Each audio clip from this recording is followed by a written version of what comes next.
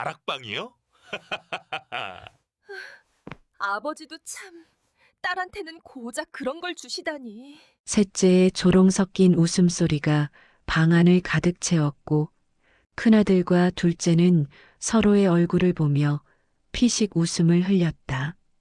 주막과 땅과 은자를 받은 세 형제의 얼굴엔 우월감이 번졌지만 구석에 앉은 연실만은 고개를 숙인 채 아버지가 남긴 마지막 한 줄을 응시하고 있었다. 영상 시작 전 구독과 좋아요 눌러주시고 그럼 이야기 시작해 보겠습니다. 한양 장터 끝자락 해가 채 뜨기도 전 새벽 어스름 속에서 지게를 짊어진 사내 하나가 비틀거리며 쓰러졌다. 윤상구였다. 그의 지게에서 흘러나온 국물이 차가운 돌바닥을 적셨다. 지게에 실린 무쇠솥이 요란한 소리를 내며 굴러떨어졌고 장터 사람들이 우르르 몰려들었다. 윤서방, 윤서방 정신 차리시오. 장터에서 윤상구를 모르는 사람은 없었다. 아니, 한양에서 그를 모르는 사람이 드물었다. 20해 전 아무것도 없이 이 장터에 들어선 그는 단 하나의 무기로 이곳을 정복했다. 바로 국물이었다. 처음엔 지게 하나에 솥 하나, 그게 전부였다. 하지만 그의 국수 한 그릇을 먹어본 사람들은 다시 찾아왔다. 한번 맛보면 잊을 수 없는 깊이가 있었다. 사람들은 그 비결을 캐내려 했다. 어떤 이는 몰래 따라다니며 무엇을 넣는지 지켜봤고 어떤 이는 술에 취한 척 넌지시 물었다. 하지만 윤상구는 절대 말하지 않았다. 다만 새벽부터 밤까지 쉬지 않고 국물을 끓일 뿐이었다. 그의 손은 거칠었지만 국물을 다루는 손놀림만큼은 섬세하기 그지없었다. 10년이 흐르자 지게는 작은 노점이 되었고 또 5년이 지나자 노점은 기와집 주막으로 변했다. 사람들은 윤상구를 국물 윤서방이라 불렀고 나중엔 그냥 윤주막이라 불렀다. 주막 마당엔 늘 사람들이 북적였고 주변의 논밭까지 사들이며 그는 한양 장터의 큰 손이 되었다. 가난뱅이 지게꾼에서 재상가로 올라선 입지전적 인물이었다. 하지만 그 모든 영광 뒤에는 끊임없는 노동이 있었다. 윤상구는 새벽 4시면 일어나 불을 지폈고 밤 11시가 넘어서야 솥을 닦았다. 명절에도 비가 와도 눈이 와도 그는 쉬지 않았다. 몸이 아파도 꾹 참았고 손가락이 베어도 천으로 감싸고 일했다. 그렇게 20년을 버텼다. 그리고 어느 날 그의 몸이 신호를 보내기 시작했다. 처음엔 손이 떨렸다. 국자를 쥐면 미세하게 흔들렸고 국물이 가끔 솥 밖으로 튀었다. 그 다음엔 다리에 힘이 빠지기 시작했다. 주막 마당을 가로지르는 것만으로도 숨이 찼다. 마지막엔 시야가 흐려졌다. 눈앞이 뿌옇게 변하며 세상이 멀어지는 느낌이었다. 가족들은 몰랐다. 아니, 알려고 하지 않았다. 큰아들 윤대식은 주막 장부를 관리하며 돈이 들어오고 나가는 것만 신경 썼고 둘째 윤중식은 논밭 관리를 핑계로 하루 종일 마을을 어슬렁거렸다. 셋째 윤말식은 아예 장사는 거들떠보지도 않고 한양 기생집을 들락거렸다. 막내딸 연실만이 가끔 아버지의 떨리는 손을 눈치챘지만 입 밖으로 꺼내지 못했다. 그날 아침도 윤상구는 평소처럼 지게를 지고 장터로 나갔다. 새로 생긴 경쟁 주막을 보러 가는 길이었다. 누군가 자신의 국물 맛을 흉내낸다는 소문을 들었기 때문이었다. 하지만 경쟁 주막 앞에 도착하기도 전에 그는 쓰러졌다. 온몸에 힘이 빠지며 무릎이 꺾였고 시야가 완전히 어두워졌다. 누가 윤주막 집으로 빨리 알려. 장터 사람들이 급히 움직였다. 누군가는 달려가 소식을 전했고 누군가는 윤상구를 부축해 근처 한의원으로 옮겼다. 한의원 주인은 맥을 짚어보더니 고개를 저었다. 이미 오래전부터 몸이 상한 것 같소. 무리하게 일하신 게 분명하오. 소식을 들은 가족들이 한의원으로 달려왔다. 큰아들 대식은 황급히 들어서며 소리쳤고 둘째 중식은 땀을 뻘뻘 흘리며 문을 박차고 들어왔다. 셋째 말식은 한참 뒤에야 술 냄새를 풍기며 나타났다. 막내딸 연실은 조용히 아버지 곁에 앉아 식어가는 손을 꼭 잡았다. 윤상구는 희미한 의식 속에서 자식들의 얼굴을 바라봤다. 큰아들의 조급한 눈빛, 둘째의 불안한 표정, 셋째의 무관심한 얼굴, 그리고 막내딸의 차분한 눈동자. 그 순간 그는 깨달았다. 자신이 20년간 일군 것이 무엇인지, 그리고 정작 남겨야 할 것이 무엇인지를. 아버지, 정신 차리십시오. 큰아들의 목소리가 울렸지만 윤상구의 눈은 이미 감기고 있었다. 그의 입술이 미세하게 움직였다. 연실만이 그 소리를 들었다. 다락방, 다락방을. 그 말을 끝으로 윤상구는 완전히 의식을 잃었다. 한의원은 술렁였고 가족들은 패닉에 빠졌다. 하지만 그 혼란 속에서 연실만은 차분했다. 아버지의 마지막 말을 가슴에 새기며 그녀는 무언가를 직감했다. 집으로 옮겨진 윤상구는 사흘 동안 깨어나지 못했다. 한의원 의원이 매일 찾아와 침을 놓고 약을 다렸지만 상태는 나아지지 않았다. 주막은 문을 닫았고 장터엔 윤상구의 병세에 대한 소문이 쫙 깔렸다. 어떤 이는 이미 죽었다고 했고 어떤 이는 곧 회복될 거라 했다. 사흘째 되는 날 밤 윤상구가 눈을 떴다. 희미한 촛불 아래 가족들이 모여 앉아 있었다. 아니, 모여 있는 것처럼 보였지만 실상은 달랐다. 큰아들은 장부를 펼쳐놓고 무언가를 계산하고 있었고 둘째는 벽에 기대 졸고 있었다. 셋째는 아예 자리에 없었고 연실만이 아버지 곁을 지키고 있었다.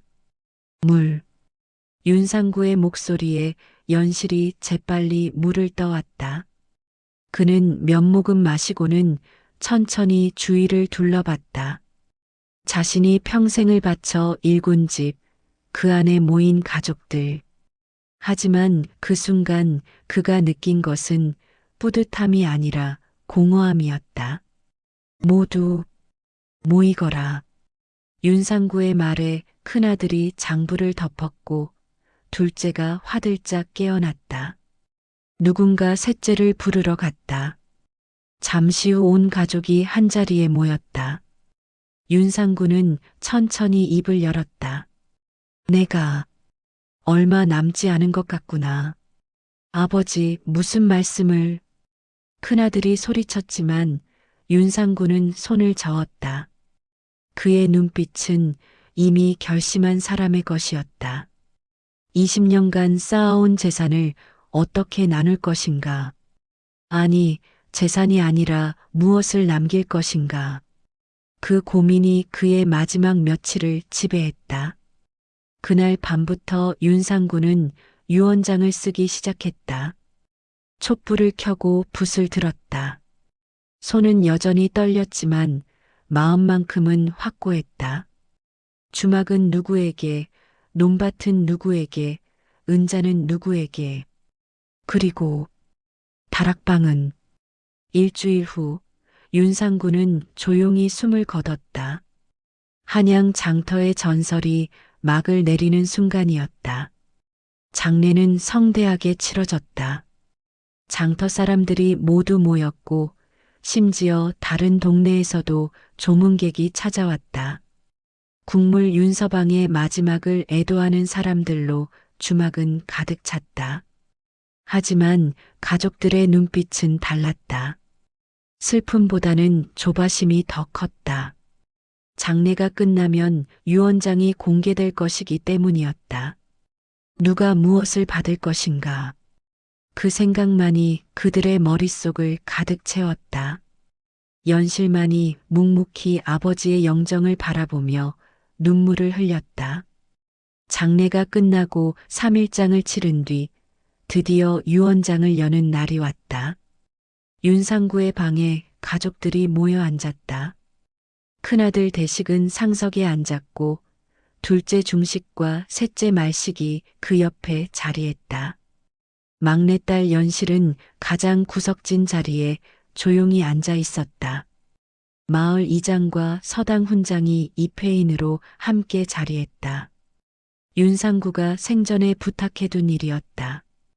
훈장이 조심스럽게 유언장을 펼쳤다. 방 안은 숨소리조차 들릴 듯 고요했다. 큰아들의 손은 미세하게 떨렸고 둘째는 침을 꿀꺽 삼켰다. 셋째는 겉으로는 무심한 척했지만 눈빛만은 유언장에 고정되어 있었다. 훈장이 천천히 유언장을 읽기 시작했다. 먼저 나온 것은 윤상구의 간단한 회고였다. 지게를 지고 장터에 들어섰던 젊은 날, 첫 손님에게 국수를 팔았던 순간, 주막을 열던 날의 감격, 그리고 가족들에 대한 짧은 언급. 훈장의 목소리는 담담했지만 그 안에 담긴 윤상구의 일생이 방 안을 무겁게 짓눌렀다. 이제 재산 분배에 대해 말하겠노라. 훈장의 말에 방 안 공기가 팽팽해졌다. 큰아들은 허리를 바짝 세웠고 둘째는 주먹을 쥐었다. 셋째는 여전히 무표정했지만 눈빛만은 날카로워졌다. 연실은 고개를 숙인 채 아무 말도 하지 않았다. 먼저 주막은 큰아들 대식에게 물려준다. 큰아들의 얼굴에 환한 미소가 번졌다. 그는 고개를 끄덕이며 만족스러운 표정을 지었다. 주막은 가장 큰 재산이었다. 한양 장터에서 가장 유명한 주막을 물려받는다는 것은 곧 안정적인 수입을 보장받는다는 뜻이었다. 그는 이미 머릿속으로 계산을 시작했다. 주막을 더 확장할 것인가 아니면 다른 사업에 투자할 것인가. 주막과 함께 장사에 필요한 모든 도구와 비법이 담긴 장부도 함께 넘긴다. 큰아들의 미소가 더욱 깊어졌다. 비법이 담긴 장부라니. 아버지의 국물 맛을 재현할 수 있다면 주막의 명성은 계속 이어질 것이었다. 그는 속으로 쾌재를 불렀다. 역시 장남이라 가장 중요한 것을 받는 게 당연하다고 생각했다. 둘째 중식에게는 뒷산 아래 논밭 3마지기와 앞산 밭 2마지기를 준다. 둘째의 얼굴도 밝아졌다. 5마지기의 땅이면 적지 않은 재산이었다. 한양 근처의 땅값은 계속 오르고 있었고 농사를 짓지 않더라도 소작을 주면 매년 쏠쏠한 수입을 올릴 수 있었다. 그는 안도의 한숨을 쉬었다. 주막만큼은 아니어도 충분히 만족스러운 몫이었다. 셋째 말식에게는 집 안곳간에 보관된 은자 500냥을 준다. 셋째의 눈이 반짝였다. 은자 500냥이면 상당한 금액이었다. 당장 현금으로 쓸 수 있는 돈이었다. 그는 이미 그 돈으로 무엇을 할지 계획하고 있었다. 한양시전에 가게를 하나 낼 수도 있고 아니면 더 큰 장사를 벌일 수도 있었다. 주막이나 땅보다 현금이 더 좋다고 생각했다. 세 아들은 각자 만족스러운 표정으로 서로를 바라봤다. 예상했던 대로였다.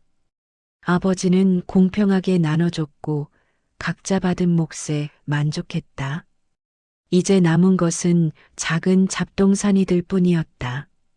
집안의 가구나 옷까지 그런 것들은 아마 막내딸 연실이 챙기겠지. 그들은 이미 유언장 낭독이 끝난 줄 알았다. 하지만 훈장은 유언장을 내려놓지 않았다. 그는 한 번 더 시선을 아래로 내리며 천천히 입을 열었다. 그리고 그 짧은 말에 방한 공기가 미묘하게 변했다. 새 아들은 고개를 갸우뚱했다. 아직 뭐가 남았다는 건가? 혹시 추가로 무언가를 더 주는 건가? 아니면 특별한 당부라도 있는 건가? 그들의 시선이 다시 훈장에게 쏠렸다. 막내딸 연실에게는 연실이 고개를 들었다. 그녀의 눈빛은 여전히 차분했다. 오빠들처럼 기대에 찬 표정도 아니었고 그렇다고 실망한 기색도 없었다. 그저 아버지의 마지막 말을 듣겠다는 듯 조용히 훈장을 바라봤다. 뒤뜰에 낡은 다락방을 준다. 순간 방 안이 조용해졌다. 아니, 너무 조용해졌다. 잠시 후 어디선가 낮은 웃음소리가 새어나왔다. 셋째 말식이었다.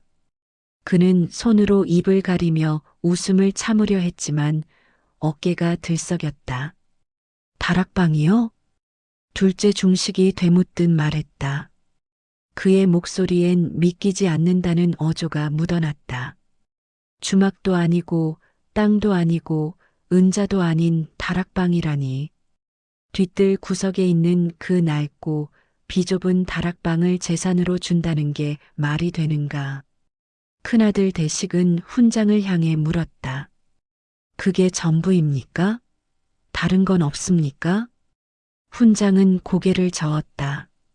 유언장에는 그렇게만 적혀 있었다. 막내딸 연실에게 뒤뜰에 낡은 다락방을 준다. 그 이상도 이하도 없었다. 추가 설명도 조건도 아무것도 없었다. 하, 이거 참. 셋째가 본격적으로 웃기 시작했다. 그는 더 이상 참지 않고 소리내어 웃었다. 둘째도 어색하게 미소를 지었고 큰아들은 피식하는 웃음을 흘렸다. 이페인으로 온 이장과 훈장은 난처한 표정으로 서로를 바라봤다. 아버지도 참 딸한테는 그렇게밖에 안 주시나? 둘째가 중얼거렸다. 그의 말투엔 안도와 우월감이 섞여 있었다. 자신들은 제대로 된 재산을 받았는데 막내 여동생은 고작 다락방 하나를 받았다는 것에 묘한 만족감을 느꼈다. 시집갈 때 조금 보태주면 그만이지 뭐 대수겠느냐는 생각이었다. 연실아, 서운하지 마라. 오라버니들이 나중에 잘 챙겨줄게. 큰아들이 너그러운 척 말했다. 하지만 그의 눈빛엔 진심이 없었다. 그저 형의 체면을 차리기 위한 빈말일 뿐이었다. 연실은 아무 대답도 하지 않았다. 그저 고개를 숙인 채 유언장을 물끄러미 바라봤다. 방 안은 이내 떠들썩해졌다. 세 아들은 각자 받은 재산에 대해 이야기하기 시작했다. 주막을 어떻게 운영할지, 땅은 어떻게 관리할지, 은자는 어디에 투자할지. 그들의 목소리는 점점 커졌고 이미 아버지의 유언보다는 자신들의 미래에 집중하고 있었다. 이장과 훈장이 자리에서 일어났다. 유언장 낭독은 끝났고 더 이상 그들이 할 일은 없었다. 큰아들이 그들을 배웅하며 나갔고 둘째와 셋째도 곧 자리를 떴다. 방 안에는 연실만 홀로 남았다. 그녀는 천천히 고개를 들어 방 안을 둘러봤다. 아버지가 평생을 보낸 이 방. 새벽부터 밤까지 일하고 돌아와 잠시 눈을 붙이던 이곳. 지금은 아무도 없었다. 아버지도 오빠들도 아무도. 연실은 자리에서 일어나 천천히 뒤뜰로 향했다. 다락방을 보러 가는 길이었다. 사람들이 웃었던 그 다락방, 아무도 가치를 두지 않았던 그곳. 하지만 아버지는 그곳을 자신에게 남겼다. 뒤뜰 구석, 낡은 나무 사다리가 놓인 곳에 다락방이 있었다. 작고 허름했다. 지붕은 군데군데 이끼가 끼어 있었고 문짝은 삐걱거렸다. 하지만 연실은 그 앞에 서서 한참을 바라봤다. 아버지. 그녀의 입에서 작은 소리가 새어나왔다. 왜 이곳을 남겼을까? 분명 이유가 있을 것이었다. 아버지는 아무 생각 없이 유언장을 쓰는 사람이 아니었다. 20년간 한 푼 한 푼 모으고 하루하루 계산하며 살아온 사람이었다. 연실은 사다리를 천천히 올라갔다.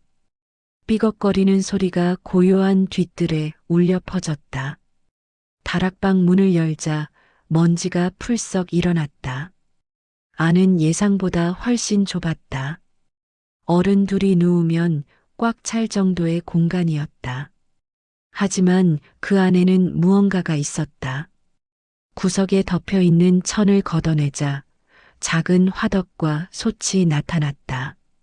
아버지가 처음 장사를 시작할 때 쓰던 것들이었다. 연실은 그것들을 쓰다듬으며 무언가를 느꼈다. 아버지는 끝이 아니라 시작을 남긴 것이었다. 유언장 낭독이 끝난 다음 날 주막엔 다시 활기가 돌아왔다. 큰아들 대식이 문을 열고 장사를 재개한다고 선언했기 때문이었다. 상을 치르는 동안 문을 닫았던 주막은 열흘 만에 다시 손님을 맞았다. 장터 사람들이 하나둘 찾아왔다. 대식이가 이제 주막을 맡는다며? 그렇다더군. 윤서방이 물려줬다잖아. 맛이 그대로일까? 장부에 비법이 다 적혀 있다던데 뭐 크게 다르겠어? 사람들은 기대 반 걱정 반으로 주막에 들어섰다. 대식은 환한 얼굴로 손님들을 맞았다. 그는 자신감이 넘쳤다. 아버지의 장부를 샅샅이 읽었고 거기엔 국물을 끓이는 방법부터 재료 비율까지 세세하게 적혀 있었다. 이대로만 따라하면 아버지의 맛을 그대로 재현할 수 있을 거라 확신했다. 자, 국수 나갑니다. 대식이 직접 국수를 삶아내왔다. 손님들은 기대하는 눈빛으로 첫 술을 떴다. 국물이 입안에 퍼졌다. 그리고 순간 손님들의 표정이 미묘하게 변했다. 나쁘진 않았다. 분명 먹을 만했다. 하지만 뭔가 부족했다.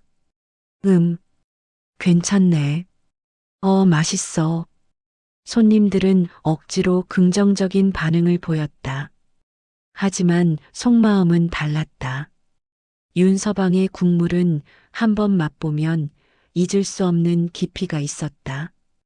혀끝에서 맴도는 여운, 목을 넘어갈 때 느껴지는 따뜻함, 배를 채우고 나서도 다시 생각나는 그 잣.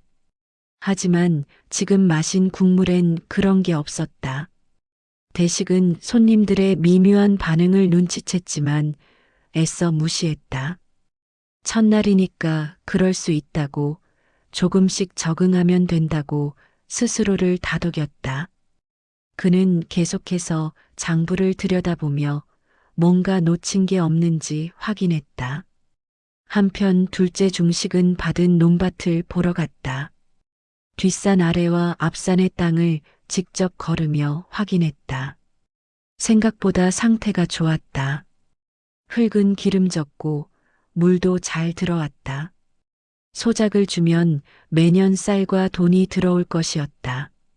그는 만족스러운 표정으로 땅을 둘러봤다. 이 정도면 놀고 먹어도 되겠는데? 중식은 속으로 계산했다. 소작료만 받아도 1년에 쌀 수십 가마는 될 것이고 그걸 팔면 은자로도 꽤 될 것이었다. 아버지가 평생 흙을 만지며 살았지만 자신은 그럴 필요가 없었다. 그저 받아먹기만 하면 됐다. 셋째 말식은 곳간으로 달려가 은자를 확인했다. 500냥이라는 말에 잔뜩 기대했는데 막상 보니 예상보다 많았다. 무거운 자루를 들어 올리며 그는 싱글벙글 웃었다. 당장 한양 기생집에 가서 한턱 내도 되고 아니면 옷을 새로 장만해도 됐다. 이 돈이면 뭐든 할 수 있겠어. 말식은 돈을 세어보며 온갖 계획을 세웠다. 친구들과 술을 마시고 도박판에 가서 돈을 불리고 멋진 옷을 입고 한양 거리를 활보하는 상상을 했다. 땅이나 주막처럼 관리할 필요도 없었다. 그저 쓰면 됐다. 세 아들은 각자의 방식으로 받은 재산에 만족하고 있었다. 그들은 이미 아버지의 유언을 잊어가고 있었다. 유언장에 적힌 마지막 한 줄, 막내딸에게 남긴 다락방에 대해선 아무도 신경 쓰지 않았다. 그건 그저 우스운 에피소드일 뿐이었다. 하지만 연실은 달랐다. 그녀는 매일 다락방으로 올라갔다. 처음엔 그저 청소를 했다. 먼지를 털어내고 거미줄을 치우고 바닥을 닦았다. 오래된 화덕을 꺼내 닦고 솥을 깨끗이 씻었다. 녹슨 부분은 돌로 문질러 벗겨냈다. 며칠을 그렇게 보내자 다락방은 제법 깨끗해졌다.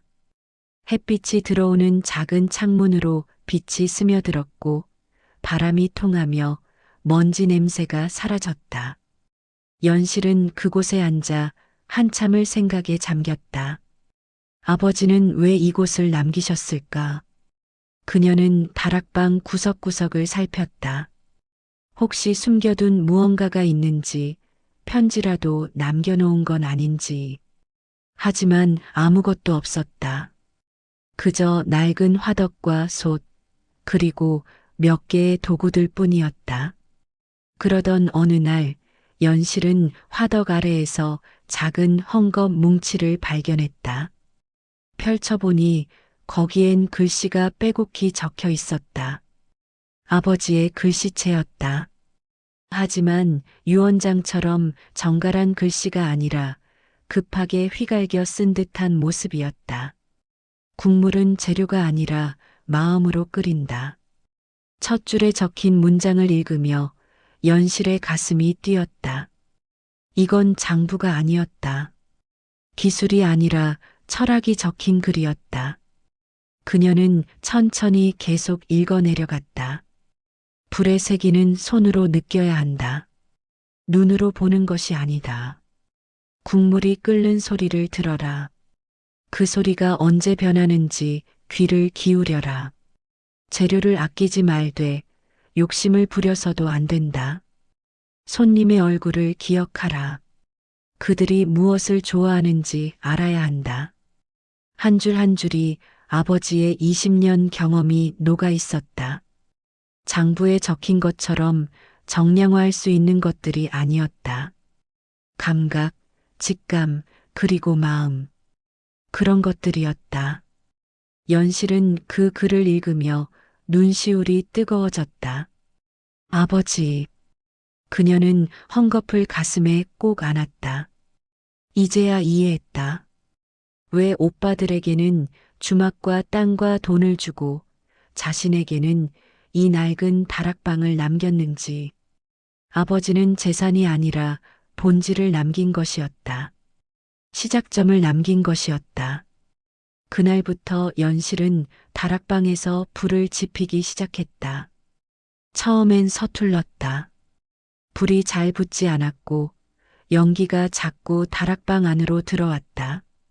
하지만 포기하지 않았다. 아버지가 처음 지게를 지고 시작했듯이 그녀도 이 작은 화덕에서 시작할 것이었다. 며칠 후 다락방에서 속 끓는 냄새가 퍼지기 시작했다. 처음엔 아무도 눈치채지 못했다. 뒤뜰 구석진 곳이었고 낮에는 주막에서 나는 냄새에 묻혔기 때문이었다. 하지만 밤이 되면 달랐다. 주막이 문을 닫은 뒤 고요한 밤에 다락방에서만 국물 끓는 냄새가 났다. 동네 사람 하나가 그 냄새를 맡았다. 산책을 하다가 우연히 뒤뜰을 지나가던 중이었다. 그는 멈춰서서 냄새를 따라갔다. 다락방 아래에 도착했을 때 위에서 작은 불빛이 보였다. 누구 계십니까? 그가 조심스럽게 물었다. 잠시 후 연실의 얼굴이 다락방 문 사이로 보였다. 아, 안녕하십니까? 이 시간에 여기서 뭘 하시오? 국물을 끓이고 있습니다. 남자는 고개를 갸우뚱했다. 윤서방의 막내딸이 다락방에서 국물을 끓인다니. 이상한 일이었지만 그 냄새만큼은 확실히 좋았다. 윤서방의 주막에서 맡던 그 냄새와 비슷했다. 한 그릇 얻어먹을 수 있겠소? 연실은 잠시 망설이다가 고개를 끄덕였다. 사다리를 내려와 작은 사발에 국물을 담아 건넸다. 남자는 한 모금 마셨다. 그리고 눈이 커졌다. 이게, 그는 말을 잇지 못했다. 맛이 달랐다. 주막에서 먹던 것과도 달랐고 다른 어디서 먹던 것과도 달랐다. 하지만 이상하게 익숙했다. 아니, 그리운 맛이었다. 한참 전에 윤서방이 처음 장터에 나왔을 때 지게에서 팔던 그 국수 맛과 비슷했다. 맛있소. 남자는 사발을 비우고 돌아갔다. 하지만 그의 머릿속엔 그 맛이 계속 맴돌았다. 집에 돌아가서도 잠자리에 들어서도 계속 생각났다. 이상하게 자꾸 떠오르는 맛이었다. 다음 날 그 남자는 몇몇 친구들에게 조심스럽게 말했다. 윤서방 막내딸이 다락방에서 국물을 끓이던데 맛이 기가 막혀. 소문은 그렇게 조금씩 퍼지기 시작했다. 주막을 물려받은 지 한 달이 지나자 큰아들 대식의 얼굴엔 자신감이 넘쳤다. 손님은 여전히 찾아왔고 매상도 나쁘지 않았다. 윤서방 때만큼은 아니어도 충분히 먹고 살 만했다. 대식은 이 정도면 성공이라고 생각했다. 역시 피는 못 속이는군. 그는 거울을 보며 스스로에게 말했다. 아버지의 솜씨를 물려받았다고, 장사 수완도 있다고 자화자찬했다. 장부에 적힌 대로만 하면 되는 일이었다. 어렵지 않았다. 오히려 너무 쉬웠다. 하지만 단골 손님들은 하나둘 줄어들기 시작했다. 처음엔 윤서방에 대한 의리로 찾아왔지만 몇 번 먹어보니 예전 맛이 아니었다. 그들은 입 밖으론 내지 않았지만 속으로는 실망했다. 아버지의 맛을 따라하기엔 아들이 부족했다. 대식은 그 사실을 모르거나 알고도 모른 척했다. 대신 주막을 확장하기로 결심했다. 마당에 자리를 더 깔고 일꾼을 더 고용하고 안주 종류도 늘렸다. 투자를 하면 손님이 더 늘 거라 확신했다. 돈을 쓸 줄 알아야 돈을 버는 법이지. 그는 곳간에 쌓인 쌀과 은자를 꺼내 쓰기 시작했다. 화려한 간판을 새로 달고 기둥에 붉은 칠을 했다. 주막은 점점 번지르르해졌다. 하지만 국물 맛은 나아지지 않았다. 아니, 오히려 더 떨어지는 것 같았다. 둘째 중식은 더 노골적이었다. 논밭을 받은 뒤로 그는 일체 손을 대지 않았다. 소작을 준다고 했지만 제대로 관리하지 않았다. 가끔 밭을 둘러보긴 했지만 그저 형식적이었다. 중요한 건 소작료가 제때 들어오는지였다. 땅만 있으면 되는 거 아니야? 그는 친구들과 술을 마시며 으스댔다. 땅 5마지기 주인이라는 사실이 자랑스러웠다. 직접 농사 짓는 건 천한 일이었다. 땅 주인은 그저 받아먹으면 됐다. 그게 양반이 사는 법이라고 생각했다. 하지만 땅은 관리하지 않으면 금방 황폐해진다. 소작인들도 주인이 신경 쓰지 않는 걸 알면 대충 일한다. 논에 물길이 막혀도 치우지 않았고 밭에 잡초가 자라도 뽑지 않았다. 수확량은 눈에 띄게 줄어들기 시작했다. 중식은 소작료가 줄어들자 화를 냈다. 이놈들이 날 우습게 보나.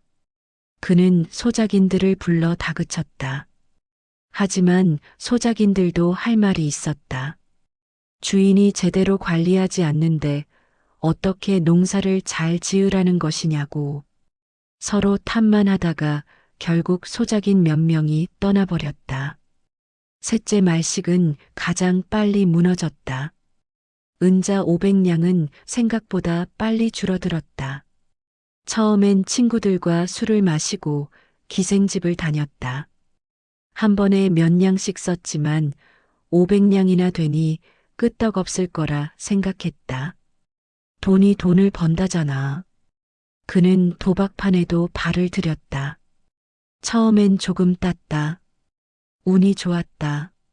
하지만 도박은 원래 그런 것이었다. 처음 맛을 보여주고는 나중에 다 빼앗아 간다. 말식은 점점 더 큰 판에 끼기 시작했다. 한 달이 지나자 은자는 반으로 줄었다. 2달이 지나자 3분의 1만 남았다. 석 달째엔 거의 바닥이 났다. 말식은 당황했다. 500냥이나 됐는데 벌써 다 떨어지다니. 그는 돈을 빌리기 시작했다. 조금만 빌려줘. 다음 판에서 따면 바로 갚을게. 친구들은 처음엔 빌려줬다. 하지만 갚지 않자 하나둘 등을 돌렸다. 말식은 점점 더 구석으로 몰렸다. 급기야 사채업자에게까지 손을 벌렸다. 이자는 무시무시했지만 당장 급한 불을 끄는 게 먼저였다. 세 아들은 각자의 방식으로 재산을 날리고 있었다. 하지만 정작 본인들은 깨닫지 못했다.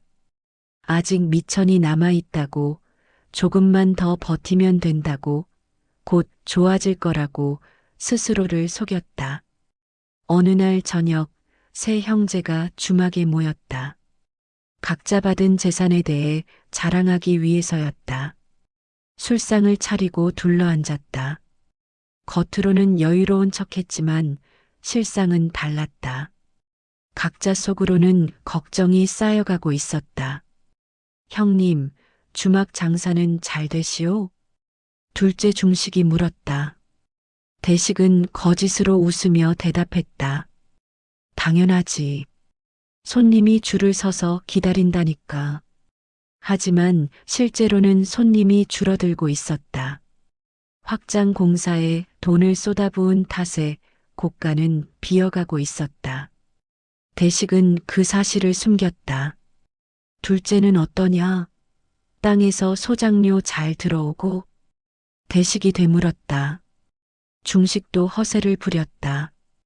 당연하지. 올해 농사가 풍년이라 쌀이 쌓인다니까. 하지만 실제로는 소작인이 절반이나 떠났고 남은 땅도 제대로 관리되지 않고 있었다. 수확량은 작년의 절반도 안 됐다. 셋째는 뭐하고 지내냐? 중식이 말식을 보며 물었다. 말식은 잔을 들어 단숨에 비우며 말했다. 나야 뭐 장사 준비 중이지. 곧 큰 건 하나 터뜨릴 거야. 하지만 실제로는 빚에 쫓기고 있었다. 은자는 이미 바닥났고 사채업자들이 독촉하기 시작했다. 말식은 매일 밤 잠을 이루지 못했다. 세 형제는 서로에게 거짓말을 했다. 잘 지내는 척, 여유 있는 척, 성공한 척. 하지만 모두 속으론 무너지고 있었다. 재산은 빠르게 줄어들고 문제는 점점 커져갔다. 그날 밤 술자리가 끝나고 세 형제는 각자 집으로 돌아갔다. 대식은 장부를 펼쳤지만 숫자가 맞지 않았다. 중식은 논밭 문서를 꺼냈지만 한숨만 나왔다. 말식은 비톡촉장을 받아들고 머리를 감싸쥐었다. 그들은 모르고 있었다. 재산이 사람을 키우는 게 아니라 사람이 재산을 키운다는 것을. 아버지가 20년간 일군 것은 돈이 아니라 신용이었고, 땅이 아니라 관계였고, 은자가 아니라 실력이었다는 것을. 반면 다락방에서는 매일 밤 불이 켜졌다. 연실은 조용히 국물을 끓이고 맛을 보고 다시 끓였다. 실패해도 포기하지 않았다. 아버지가 그랬듯이 그녀도 한 그릇 한 그릇에 정성을 쏟았다. 소문은 조금씩 퍼져나갔다. 다락방 국물 맛이 예사롭지 않다고, 한 번 먹으면 자꾸 생각난다고. 사람들은 몰래 찾아왔다. 간판도 없고 알려진 곳도 아니었지만 입소문만으로 손님이 늘어났다. 형제들이 오만에 빠져 재산을 낭비하는 동안 연실은 다락방에서 조용히 씨앗을 뿌리고 있었다. 새벽 4시, 온 세상이 잠든 시간에 다락방에선 불이 켜졌다. 연실은 눈을 뜨자마자 사다리를 올라갔다. 화덕에 불을 지피고 물을 끓이기 시작했다. 이제 익숙한 루틴이 되었다. 한 달 넘게 매일 같은 시간에 같은 일을 반복했다. 처음엔 서툴렀다. 불이 잘 안 붙었고 국물이 눕기도 했다. 하지만 이제는 달랐다. 불의 세기를 손으로 느낄 수 있었고 국물이 끓는 소리로 상태를 알 수 있었다. 아버지가 헝겊에 남긴 글귀들이 하나씩 이해되기 시작했다. 국물은 재료가 아니라 마음으로 끓인다. 연실은 그 말의 뜻을 이제 알았다. 아무리 좋은 재료를 넣어도 급하게 끓이면 맛이 나지 않았다. 천천히 정성스럽게 국물이 스스로 우러나도록 기다려야 했다. 불을 세게 떼면 빨리 끓지만 깊이가 없었다. 약한 불로 오래 끓여야 진짜 맛이 났다. 그녀는 재료 하나하나를 정성껏 다뤘다. 물을 씻을 때도 겉면만 대충 닦는 게 아니라 구석구석 흙을 털어냈다. 파를 썰 때도 비스듬히 얇게 정갈하게 잘랐다. 고기를 손질할 때는 핏물을 여러 번 씻어내고 잡내가 나는 부위는 정확히 도려냈다. 까다로웠다. 정말 까다로웠다. 어릴 적부터 연실은 입이 짧고 까다롭다는 소리를 들었다. 음식 하나를 먹어도 이건 왜 이렇게 짰느니, 저건 왜 이렇게 느끼하니 하며 불평했다. 그때마다 어머니는 한숨을 쉬었고 오빠들은 핀잔을 줬다. 에이, 저것 좀 봐. 먹을 게 있는 것도 감지덕지 해야지. 까탈스럽게. 나중에 시집가서 그러면 쫓겨난다. 하지만 그 까다로운 혀가 지금은 무기가 되었다. 국물 맛을 보면 무엇이 부족한지, 무엇이 과한지 정확히 알 수 있었다. 소금이 조금만 많아도 느껴졌고 간장이 조금만 덜 들어가도 알아챘다. 그 섬세한 감각으로 국물의 균형을 맞춰갔다. 열흘째 되던 날 국물 맛이 확 달라졌다. 연실은 국자로 떠서 한 모금 마셨다. 입안에 퍼지는 깊은 맛, 짠맛, 단맛, 감칠맛이 조화롭게 어우러졌다. 그리고 무엇보다 여운이 남았다. 목을 넘긴 뒤에도 입안에 맴도는 그 맛. 아버지. 그녀는 작은 소리로 중얼거렸다. 이게 아버지가 만들던 맛이구나. 장부에 적힌 숫자가 아니라 마음으로 만든 맛이구나. 연실은 눈시울이 뜨거워졌다. 하지만 눈물을 닦고 다시 국물을 끓였다. 한 번 성공했다고 끝이 아니었다. 매번 똑같은 맛을 내야 했다. 다락방은 점점 변해갔다. 처음엔 창고처럼 어둡고 좁았지만 이제는 작은 주방이 되었다. 연실은 구석구석 정리했다. 재료를 담을 항아리를 들여놓고 도구들을 걸어둘 나무판을 만들었다. 화덕 옆에는 장작을 쌓아두고 창문 밑에는 채소를 보관할 상자를 놓았다. 공간은 여전히 비좁았다. 어른 하나가 겨우 돌아다닐 정도였다. 하지만 연실에겐 이게 딱 맞았다. 한 걸음만 내디디면 모든 것에 손이 닿았다. 효율적이었다. 큰 주막처럼 이리저리 뛰어다닐 필요가 없었다. 사람들이 하나둘 찾아오기 시작한 건 그때부터였다. 처음 국물을 얻어먹었던 그 남자가 다시 왔다.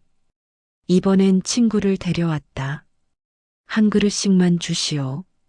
연실은 고개를 끄덕이고 국수를 삶았다. 다락방 안에서 삶을 순 없어서 아래에 작은 화로를 따로 놓았다. 국수를 삶고 국물을 부어 2그릇을 만들었다.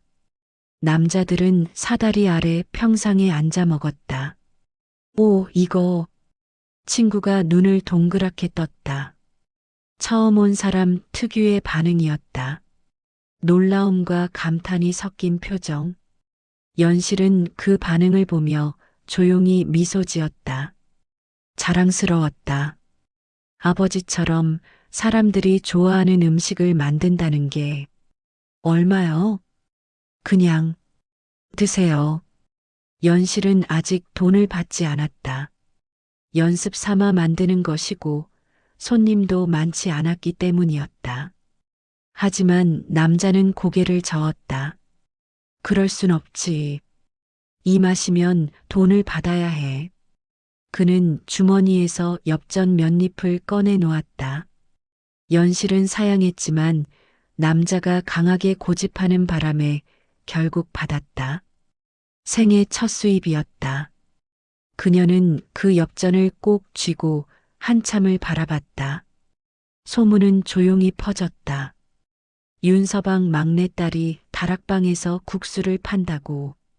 간판도 없고 제대로 된 자리도 없지만 맛이 기가 막힌다고. 그 소문을 들은 사람들이 하나둘 찾아왔다.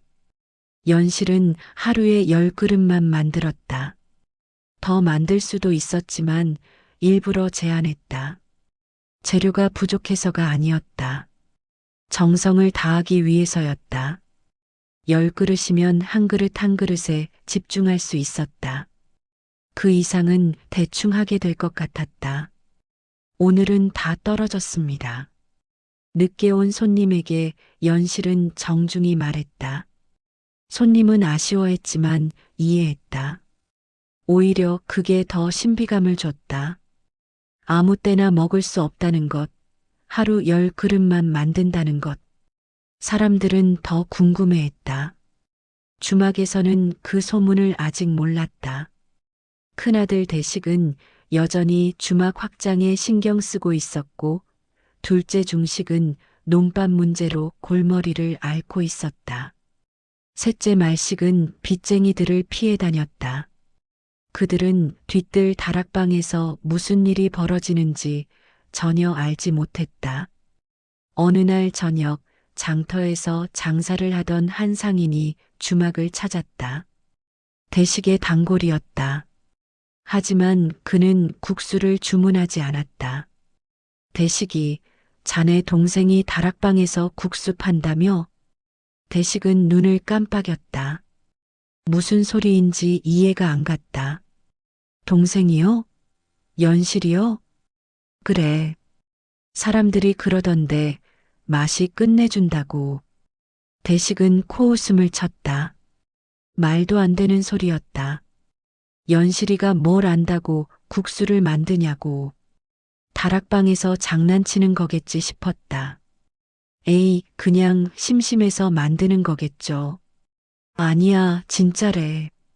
나도 한번 먹어봐야겠어. 상인은 그렇게 말하고 자리를 떴다. 대식은 찜찜한 기분이 들었다. 설마 정말로? 하지만 곧 고개를 저었다. 아직 어린 여동생이 무슨 장사를 하겠느냐고. 그냥 동네 사람 몇 명한테 나눠준 게 소문이 된 거겠지. 하지만 그날 밤 다락방 쪽에서 불빛이 새어나오는 걸 봤다. 대식은 창문으로 그쪽을 바라봤다. 분명 누군가 있었다. 연실이 정말 뭔가 하고 있는 게 맞았다. 그는 내일 한번 가봐야겠다고 생각했다. 하지만 다음 날 아침 주막이 바빠서 잊어버렸다. 손님이 몰려왔고 혼자서는 감당이 안 돼서 정신없었다. 연실이고 뭐고 신경 쓸 여유가 없었다. 그렇게 며칠이 또 지났다. 다락방의 불은 계속 켜졌고 찾아오는 사람들은 조금씩 늘었다. 연실은 여전히 하루 10그릇만 만들었다. 서두르지 않았다.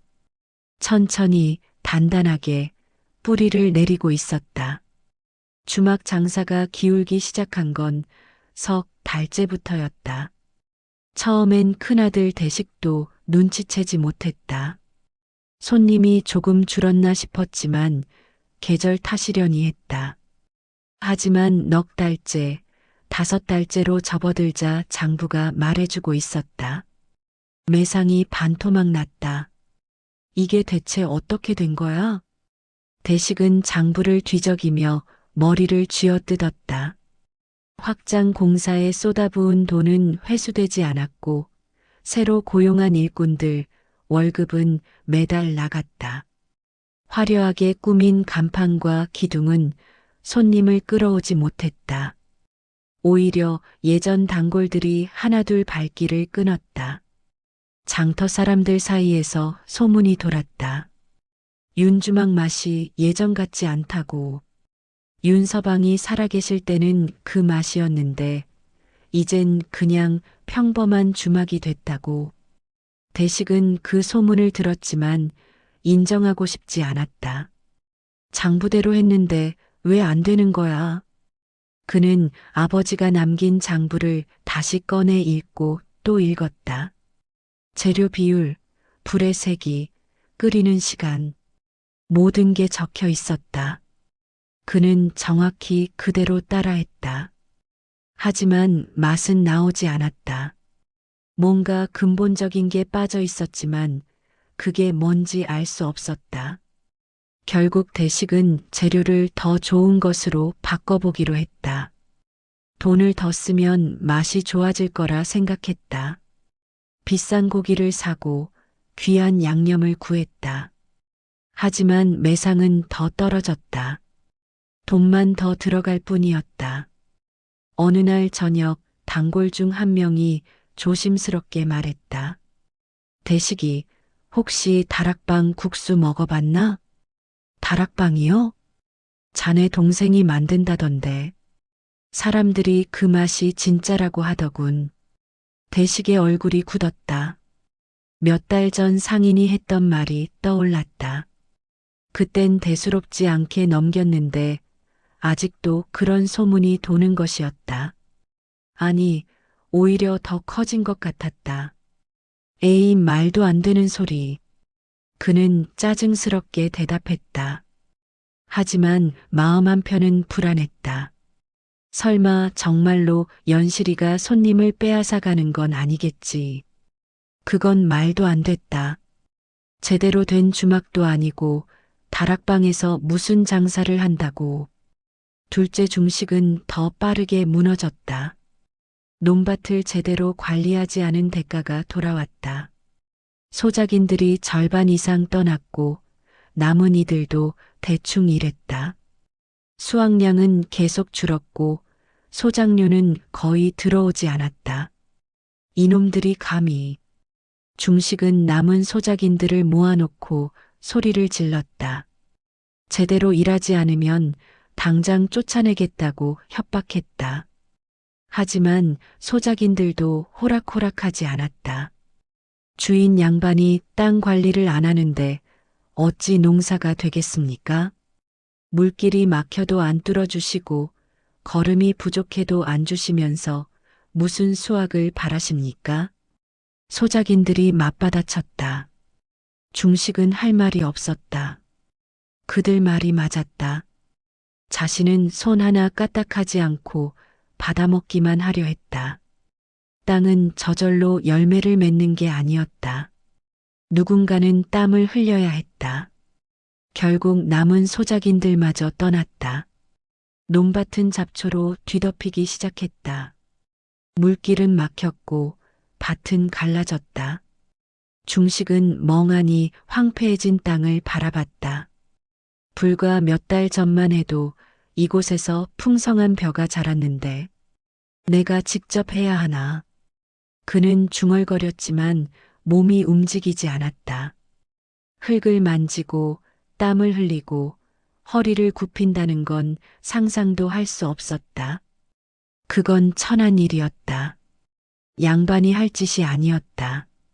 하지만 돈은 떨어져 갔고 방법은 없었다. 땅을 팔아야 하나.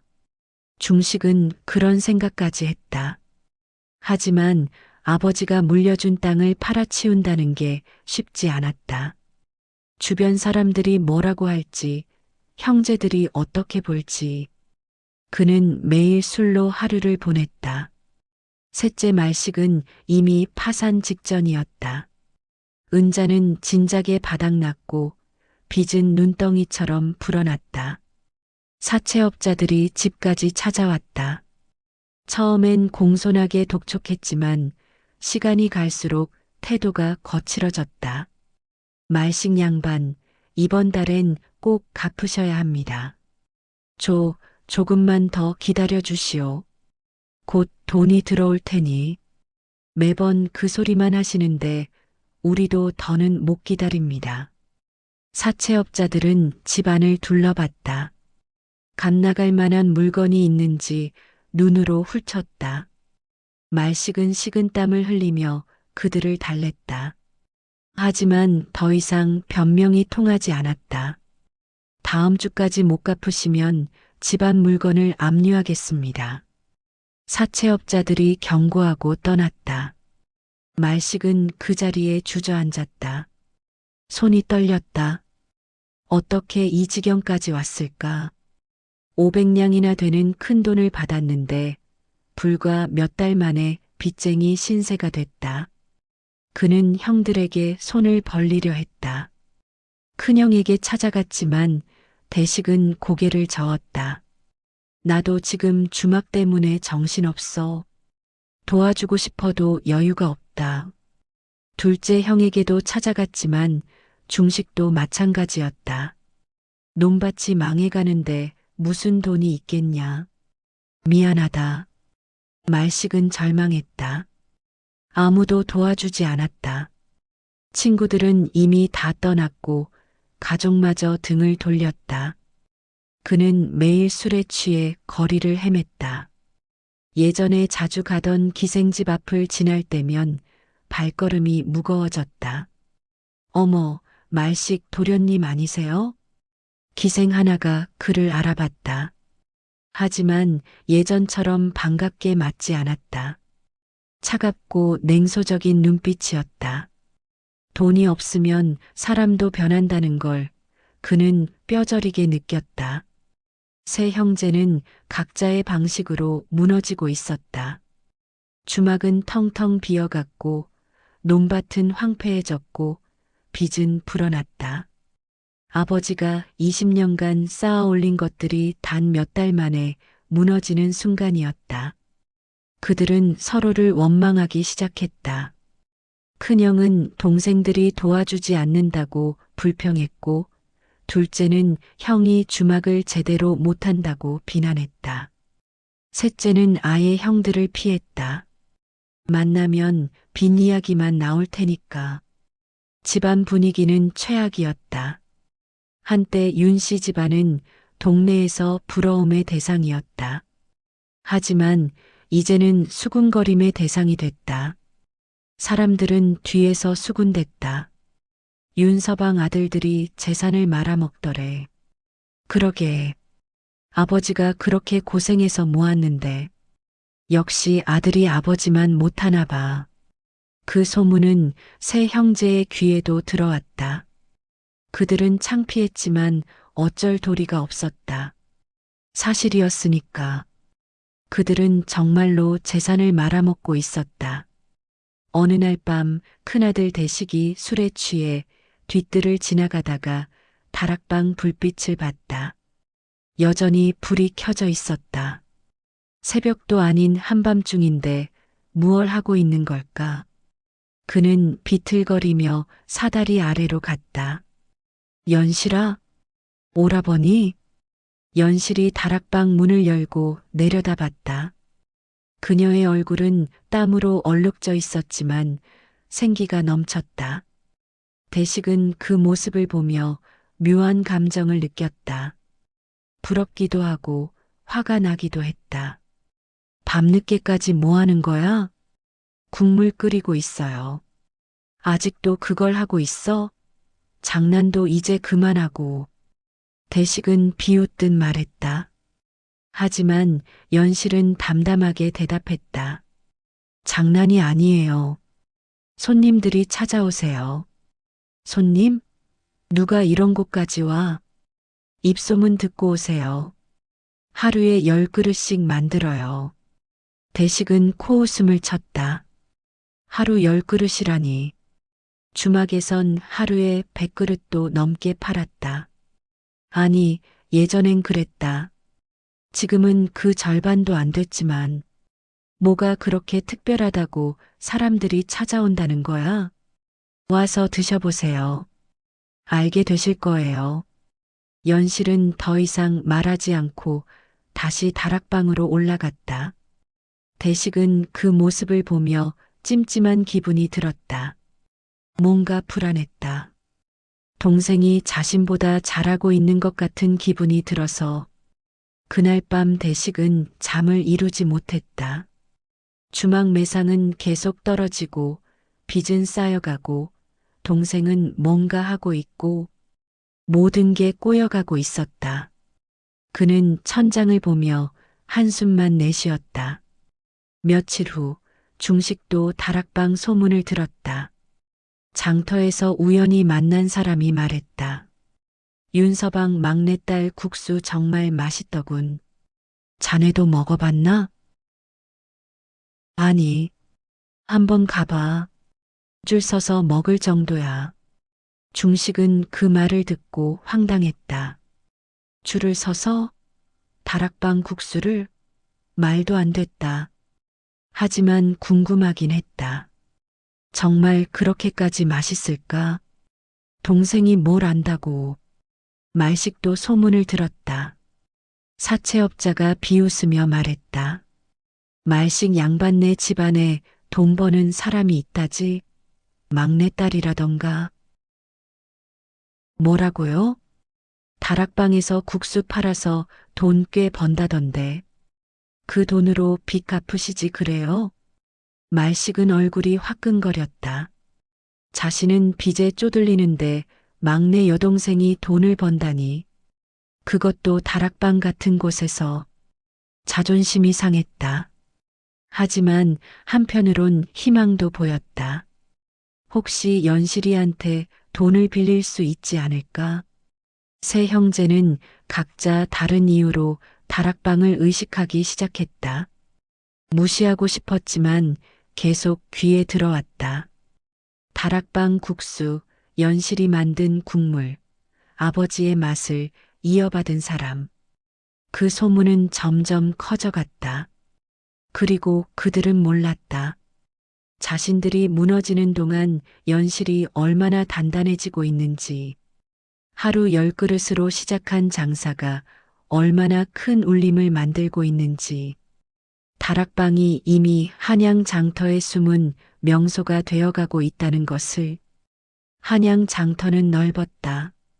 수백 개의 가게와 노점이 늘어서 있었고 매일 수천 명의 사람들이 드나들었다. 그 많은 사람들 사이에서 소문 하나가 돌기 시작했다. 처음엔 작은 속삭임이었다. 하지만 점점 커져갔다. 다락방 국수 먹어봤어? 어디? 무슨 다락방? 윤서방 집 뒤뜰에 있는 다락방. 거기서 막내딸이 국수를 만든다니까. 아, 거기. 들어는 봤는데 진짜 맛있대? 맛있는 정도가 아니야. 이상하게 자꾸 생각나는 맛이라니까. 그 대화가 오가는 곳은 다양했다. 장터 한복판 포목전에서도, 구석진 대장간 앞에서도, 기름집 입구에서도 사람들은 자연스럽게 다락방 국수 이야기를 꺼냈다. 누가 먼저랄 것도 없이 입에서 입으로 전해졌다. 특이한 건 그 소문의 성격이었다. 흔한 음식점 소문처럼 맛있다는 단순한 표현이 아니었다. 사람들은 더 구체적으로 말했다. 한 그릇 먹고 나면 배는 부른데 자꾸 생각나. 집에 가서도 그 맛이 계속 맴돌아. 다음 날 되면 또 가고 싶어져. 이상한 중독성이 있다는 소문이었다. 한 번 먹으면 잊을 수 없다는 것. 그게 사람들의 호기심을 자극했다. 정말 그렇게까지 특별할까? 다들 궁금해했다. 문제는 먹기가 쉽지 않다는 것이었다. 연실은 여전히 하루 10그릇만 만들었다. 그것도 새벽이나 저녁 늦은 시간에만. 간판도 없었고 정해진 영업시간도 없었다. 그냥 다락방에 불이 켜져 있으면 만드는 중이고 꺼져 있으면 끝난 것이었다. 어제 갔다가 못 먹었어. 이미 다 떨어졌대. 나도. 세 번째 가서야 겨우 먹었어. 못 먹은 사람들의 아쉬움이 소문을 더 키웠다. 희소성이 더해지자 사람들은 더욱 먹고 싶어 했다. 쉽게 구할 수 없는 것일수록 더 가치 있어 보이는 법이었다. 장터의 다른 국수집 주인들도 소문을 들었다. 처음엔 비웃었다. 다락방에서 무슨 국수를 팔아? 장난치나? 하루 10그릇? 그걸로 뭘 하겠다고. 하지만 단골 손님들이 하나둘 빠져나가자 비웃음이 불안으로 바뀌었다. 설마 그 다락방 때문에? 그럴 리 없다고 생각했지만 우연치고는 타이밍이 묘했다. 혹시 다락방 국수 먹어봤소? 한주막 주인이 단골에게 물었다. 단골은 머뭇거리다가 고개를 끄덕였다. 먹어봤소. 어떻더니까? 글쎄, 설명하기 어렵지만 뭔가 다르긴 했소. 우리 국수랑 뭐가 다른데? 재료는 비슷한 것 같은데. 깊이가 다르달까? 맛이 계속 남아. 주막 주인은 씁쓸했다. 자신도 20년 넘게 국수를 만들었는데 어린 계집애가 만든 게 더 낫다니. 자존심이 상했지만 현실을 부정할 수는 없었다. 소문은 장터를 넘어 한양 시내로 퍼졌다. 양반가 부인들 사이에서도 화제가 됐다. 장터에 숨은 맛집이 있다던데요. 어머, 어디요? 윤서방 집 다락방이래요. 줄 서서 먹어야 한대요. 양반 부인들은 호기심이 생겼다. 평소엔 장터 음식을 먹지 않지만 그렇게 소문난 곳이면 한 번쯤 가볼 만했다. 하지만 다락방이라니. 제대로 된 가게도 아닌 곳에 양반집 부인이 가는 게 적절할까? 고민하던 부인 하나가 몰래 하인을 보냈다. 가서 사오너라. 어떤 맛인지 궁금하구나. 하인이 다락방을 찾아갔다. 이미 대여섯 명이 기다리고 있었다. 그는 줄 끝에 섰다. 한참을 기다린 끝에 겨우 한 그릇을 받아왔다. 식기 전에 빨리 가져가려고 뛰었다. 부인은 받아서 한술 떠먹었다. 그리고 눈이 커졌다. 이게 예상 밖이었다. 장터 음식이라고 무시했는데 수준이 달랐다. 이건 그냥 서민 음식이 아니었다. 정성과 기술이 담긴 요리였다. 부인은 순식간에 그릇을 비웠다. 그리고 하인에게 말했다. 내일도 가서 사오너라. 그 부인만이 아니었다. 소문을 들은 여러 양반가에서 하인들을 보냈다. 다락방 앞에 서는 사람들의 옷차림이 조금씩 달라지기 시작했다. 평민복만 있던 줄에 종종 좋은 옷을 입은 하인들이 섞였다. 연실은 그 변화를 느꼈지만 태도를 바꾸지 않았다. 양반이든 평민이든 똑같이 대했다. 먼저 온 사람부터 순서대로 줬다. 돈도 똑같이 받았다. 신분 때문에 특별 대우를 해달라는 요구는 정중히 거절했다. 죄송합니다. 순서대로 드리고 있습니다. 그 공평함이 오히려 사람들의 신뢰를 얻었다. 누구에게나 똑같다는 것, 돈이나 신분으로 특혜를 받을 수 없다는 것. 그게 다락방 국수의 또 다른 매력이 됐다. 어느 날 저녁, 선비 하나가 다락방을 찾았다. 그는 한양에서 이름난 문인이었다. 음식에 대한 안목이 높기로 유명했다. 그가 좋다고 하면 정말 좋은 것이고 나쁘다고 하면 명성이 떨어지는 사람이었다. 소문을 듣고 찾아왔소. 연실은 공손히 맞이했다. 선비는 주변을 둘러봤다. 초라했다. 제대로 된 건물도 아니고 다락방이었다. 평상에 앉아 먹는 것도 불편해 보였다. 하지만 이미 왔으니 먹어는 봐야겠다 싶었다. 국수가 나왔다. 선비는 천천히 한술 떠서 맛봤다. 처음엔 무표정이었다. 하지만 두 번째 술을 뜨면서 표정이 변했다. 세 번째 술에는 눈을 감았다. 그리고 그릇을 다 비운 뒤 한참을 말없이 앉아 있었다. 주인장? 네. 이 맛은 아버님이 만드시던 것과 같소? 연실은 잠시 망설이다가 대답했다. 아버지께 배웠습니다. 하지만 제 방식으로 만듭니다. 허허. 선비는 감탄했다. 윤서방의 국물 맛을 알고 있었다. 20년 전부터 먹어왔으니까. 하지만 지금 먹은 이 맛은 윤서방의 것과 비슷하면서도 달랐다. 더 섬세했고 더 정갈했다. 여자의 손길이 느껴지는 맛이었다. 대단하오. 청출어람이로군. 선비는 진심으로 말했다. 연실은 고개를 숙여 감사를 표했다. 선비는 돌아가며 혼잣말을 했다. 이런 맛을 다락방에 숨겨두다니. 그날 밤 선비는 친구들과의 모임에서 다락방 국수 이야기를 꺼냈다. 한양의 문인들이 모인 자리였다. 그들은 귀를 기울였다. 윤서방 딸이 아버지를 넘어섰소. 그 맛은 진짜요. 선비의 말 한마디는 무게가 달랐다. 그가 인정한다면 정말 특별한 것이었다. 문인들은 하나둘 다락방을 찾기 시작했다.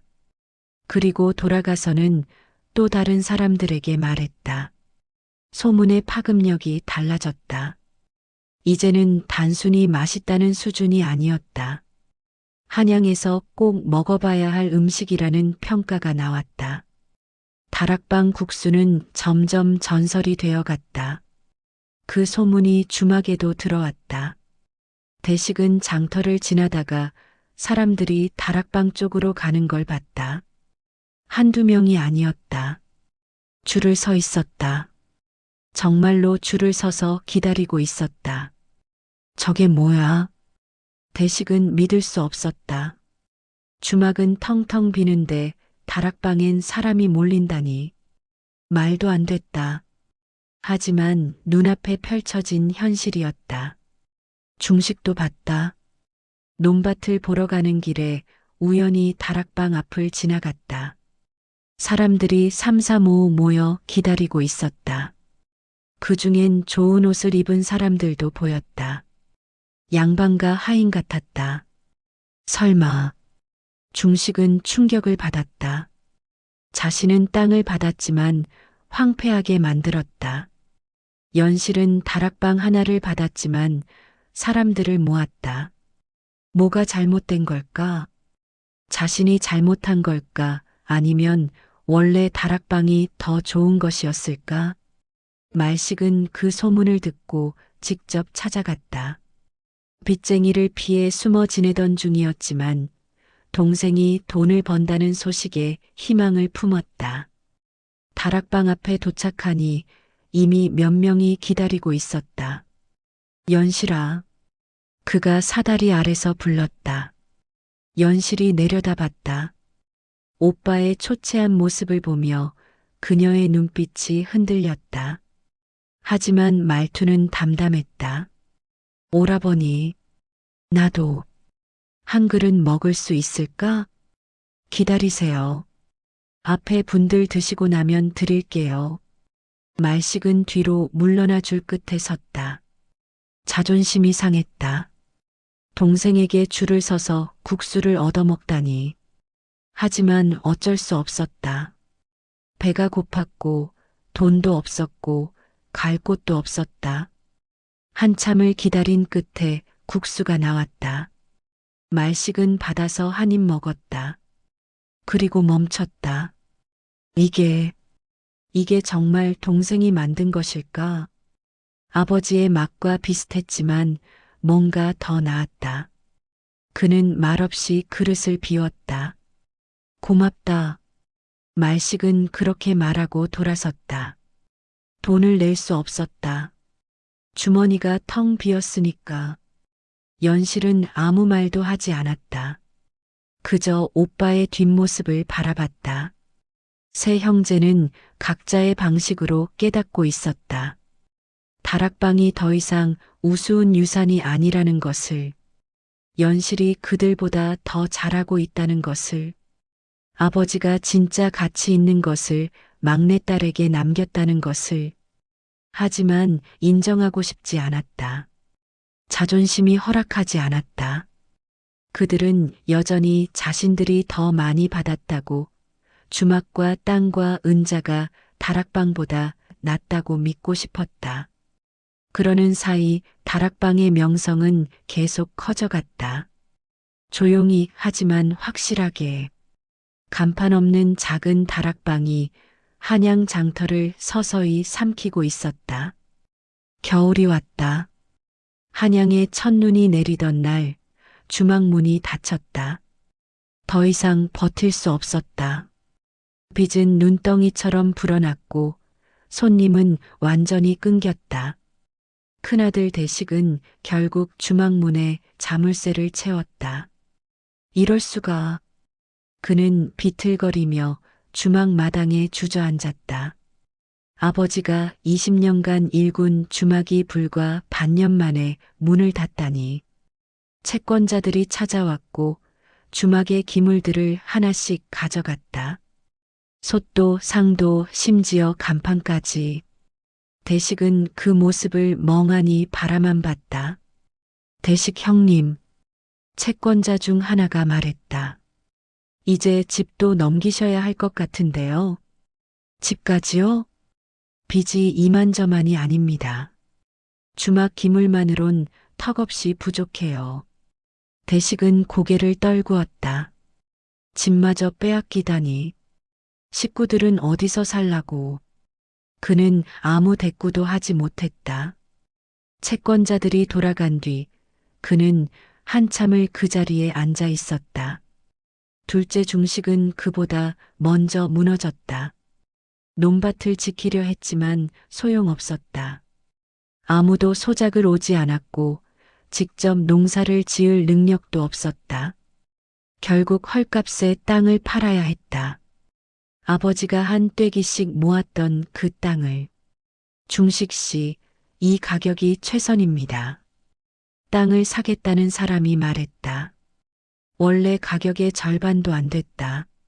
하지만 선택의 여지가 없었다. 당장 먹고 살 돈도 없었다.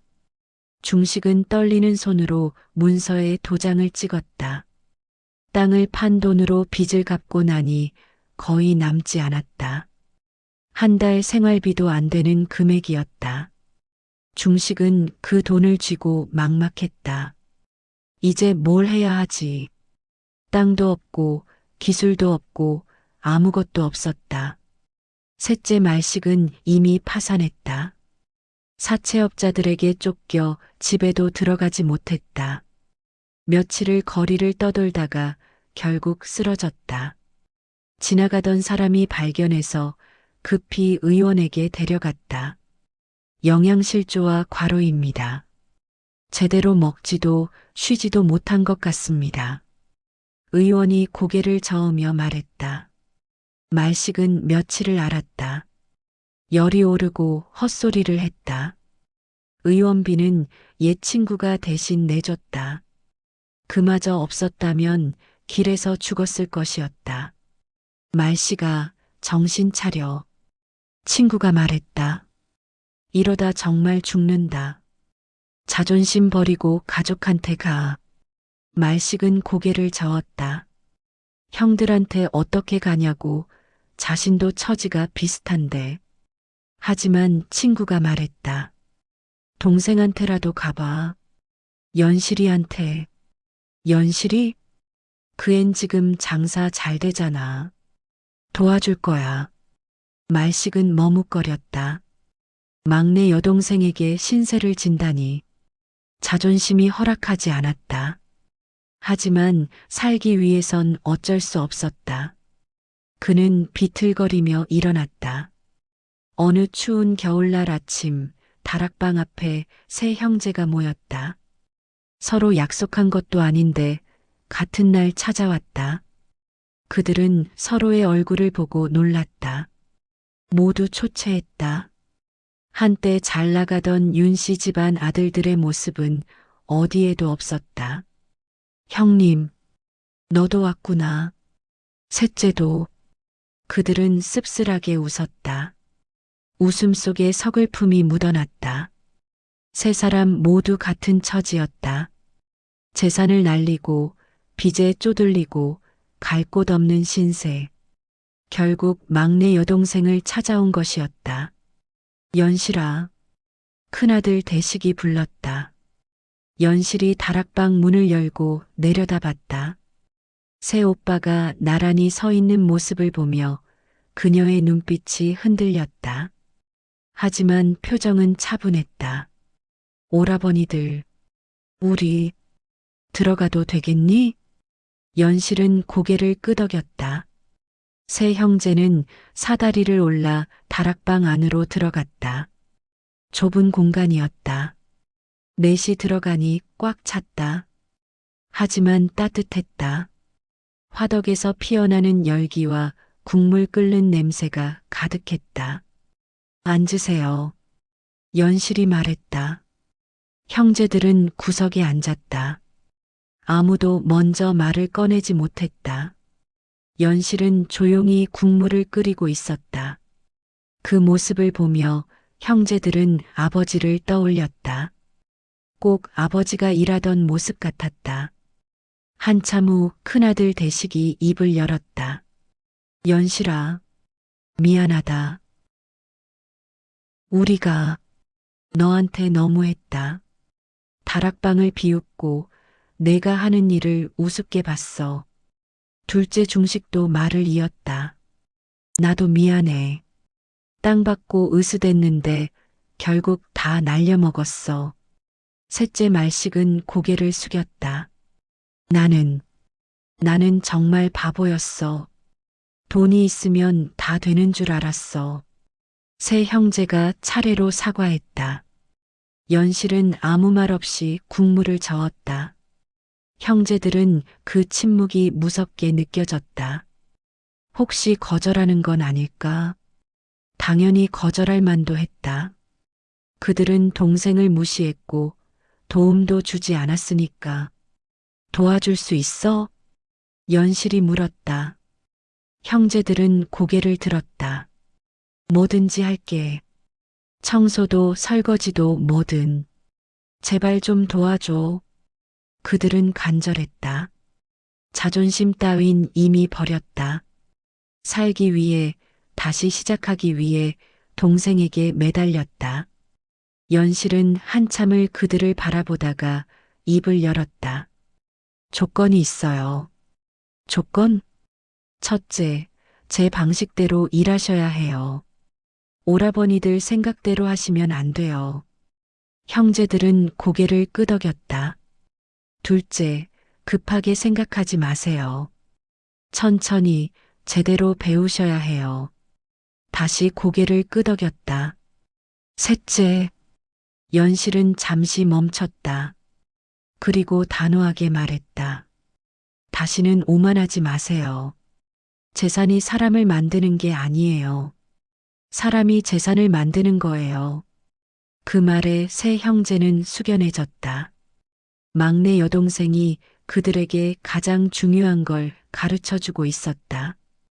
아버지가 평생 보여줬지만 그들이 보지 못했던 것을. 알겠어. 대식이 대답했다. 가르쳐 줘. 처음부터 다시 배울게. 중식과 말식도 고개를 숙였다. 진심이었다. 이제는 정말로 배우고 싶었다.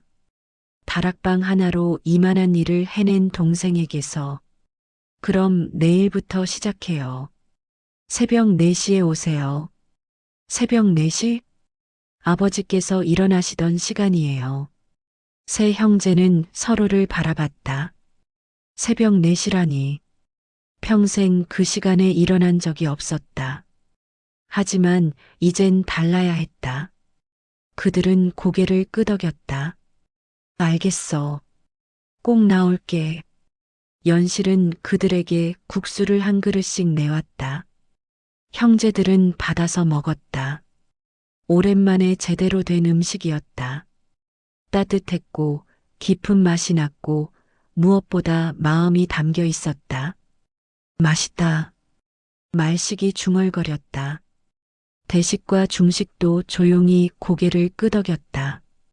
그들은 이제야 알았다. 왜 사람들이 줄을 서서 이 국수를 먹는지. 단순히 맛만 좋은 게 아니었다. 정성이 느껴졌다. 한 그릇 한 그릇에 담긴 마음이. 그날 저녁 세 형제는 각자의 집으로 돌아갔다. 마음이 조금 가벼워졌다. 아직 해결된 건 아무것도 없었다. 빚도 있고 집도 위태롭고 앞날도 막막했다. 하지만 희망이 생겼다. 다시 시작할 수 있다는 희망이. 밤늦게까지 다락방엔 불이 켜져 있었다. 연실은 내일을 준비하고 있었다. 오빠들을 가르칠 준비. 그녀는 아버지가 남긴 헝겊을 꺼내 다시 읽었다. 사람을 키워라. 재산은 사라져도 사람은 남는다. 아버지의 글귀였다. 연실은 그 의미를 이제 완전히 이해했다. 아버지는 재산이 아니라 기회를 남긴 것이었다. 다시 시작할 기회. 그리고 그 기회를 통해 진짜 가치를 배울 기회를. 아버지, 지켜봐 주세요. 그녀는 작게 중얼거렸다. 내일부터 새로운 시작이었다. 무너진 형제들이 다시 일어서는 시작. 그리고 윤 씨 집안이 진짜 부자가 되는 시작. 다음 날 새벽 4시. 어둠이 채 가시지 않은 시각에 다락방 아래로 세 형제가 모여들었다. 큰아들 대식이 가장 먼저 도착했다. 평생 이 시간에 일어난 적이 없었다. 몸은 무겁고 눈은 감겼지만 억지로 버텼다. 형님, 둘째 중식이 나타났다. 그도 비슷한 상태였다. 얼굴은 부어 있었고 걸음걸이는 비틀거렸다. 하지만 왔다. 약속을 지킨 것이었다. 셋째는 뭘까? 두 사람이 걱정하는 사이 말식이 나타났다. 가장 늦었지만 그래도 왔다. 세 형제는 서로를 보며 씁쓸하게 웃었다. 한때 떵떵거리던 자신들이 새벽같이 다락방 앞에 서 있다니. 올라오세요. 연실의 목소리가 위에서 들려왔다. 형제들은 사다리를 타고 올라갔다. 다락방 안은 이미 따뜻했다. 연실이 먼저 와서 불을 지펴놓았기 때문이었다. 앉으세요. 연실이 말했다. 형제들은 화덕 주위에 둘러앉았다. 그녀는 천천히 입을 열었다. 오늘부터 가르쳐 드릴게요. 하지만 그 전에 한 가지 보여드릴 게 있어요. 연실은 구석에서 낡은 헝겊 뭉치를 꺼냈다. 형제들은 그게 뭔지 몰랐다. 그녀가 펼쳐 보이자 빼곡한 글씨가 나타났다. 이게 뭐야? 대식이 물었다. 아버지께서 남기신 거예요. 다락방에 숨겨두셨어요. 형제들은 가까이 다가가 글을 읽기 시작했다. 처음엔 무슨 내용인지 잘 몰랐다. 하지만 한 줄 한 줄 읽어내려가며 그들의 표정이 변했다. 국물은 재료가 아니라 마음으로 끓인다. 대식이 중얼거렸다. 이 문장을 장부에서는 본 적이 없었다. 장부엔 재료의 양과 비율만 적혀 있었다. 마음이라는 단어는 없었다. 손님의 얼굴을 기억하라. 그들이 무엇을 좋아하는지 알아야 한다. 중식이 읽었다. 그는 깨달았다. 자신이 논밭을 대할 때 소작인들의 얼굴을 본 적이 있었던가. 그들이 무엇을 필요로 하는지 생각해 본 적이 있었던가. 조급하게 끓이면 깊이가 나지 않는다. 천천히 기다려야 진짜 맛이 우러난다. 말식이 읽었다. 돈을 빨리 불리려다가 모든 걸 잃었던 자신이 떠올랐다. 기다리지 못했다. 천천히 쌓아가지 못했다. 세 형제는 한참을 그 헝겊을 들여다봤다. 아버지의 글씨체였다. 장부처럼 정갈하지 않고 급하게 휘갈겨 쓴 흔적이었지만 그 안에 담긴 무게는 장부보다 훨씬 무거웠다. 이게 진짜 유산이었구나. 대식이 떨리는 목소리로 말했다. 연실은 고개를 끄덕였다. 네. 아버지는 두 가지를 남기셨어요. 하나는 오라버니들께 주신 장부. 거긴 기술이 적혀 있었어요. 재료, 비율, 방법. 그걸로 돈을 벌 수 있었죠. 그럼 이건? 중식이 헝겊을 가리키며 물었다. 이건 철학이에요. 왜 그렇게 해야 하는지, 무엇을 위해 일하는지. 돈을 버는 방법이 아니라 사람이 되는 방법이에요. 연실의 말에 형제들은 숙연해졌다. 아버지는 의도적으로 나눠서 남긴 것이었다. 아들들에게는 기술을, 막내딸에게는 본질을, 그리고 시험한 것이었다. 누가 진짜 가치를 알아볼 것인가? 왜 우리한테는 이걸 안 주신 거야? 말식이 원망스럽게 물었다. 연실은 잠시 망설이다가 대답했다. 아버지는 주셨어요. 다만 다른 방식으로요. 다른 방식? 장부를 주신 게 기회였어요. 그걸로 성공할 수도 있었어요. 하지만 그러려면 오라버니들이 스스로 깨달아야 했죠. 기술만으론 부족하다는 걸, 마음이 있어야 한다는 걸. 대식은 고개를 떨구었다. 자신은 깨닫지 못했다. 장부대로만 하면 된다고 생각했다. 숫자와 비율만 맞추면 아버지의 맛이 나올 거라 믿었다. 하지만 틀렸다. 저는 다락방을 받았어요. 아무것도 없는 빈 공간이었죠. 그래서 처음부터 시작해야 했어요. 아버지가 어떻게 시작하셨는지 생각하게 됐어요. 연실은 화덕을 가리켰다. 이 화덕과 솥은 아버지가 처음 장사하실 때 쓰시던 거예요. 여기 숨겨두셨죠. 그리고 이 헝겊도 아버지는 알고 계셨던 것 같아요. 누가 이걸 찾을지. 내가 찾을 거라는 걸? 아니요. 누가 필요로 할지요. 연실의 말에 형제들은 할 말을 잃었다. 아버지는 다 알고 있었다. 주막과 땅과 은자를 받은 아들들이 어떻게 될지, 그리고 빈손으로 시작한 막내딸이 어떻게 될지. 아버지는 우릴 시험한 거야. 중식이 깨달았다. 재산을 쥐어줘서 우리가 어떻게 하는지 보신 거지. 그걸로 사람이 되는지 아니면 망하는지. 우린 망했어.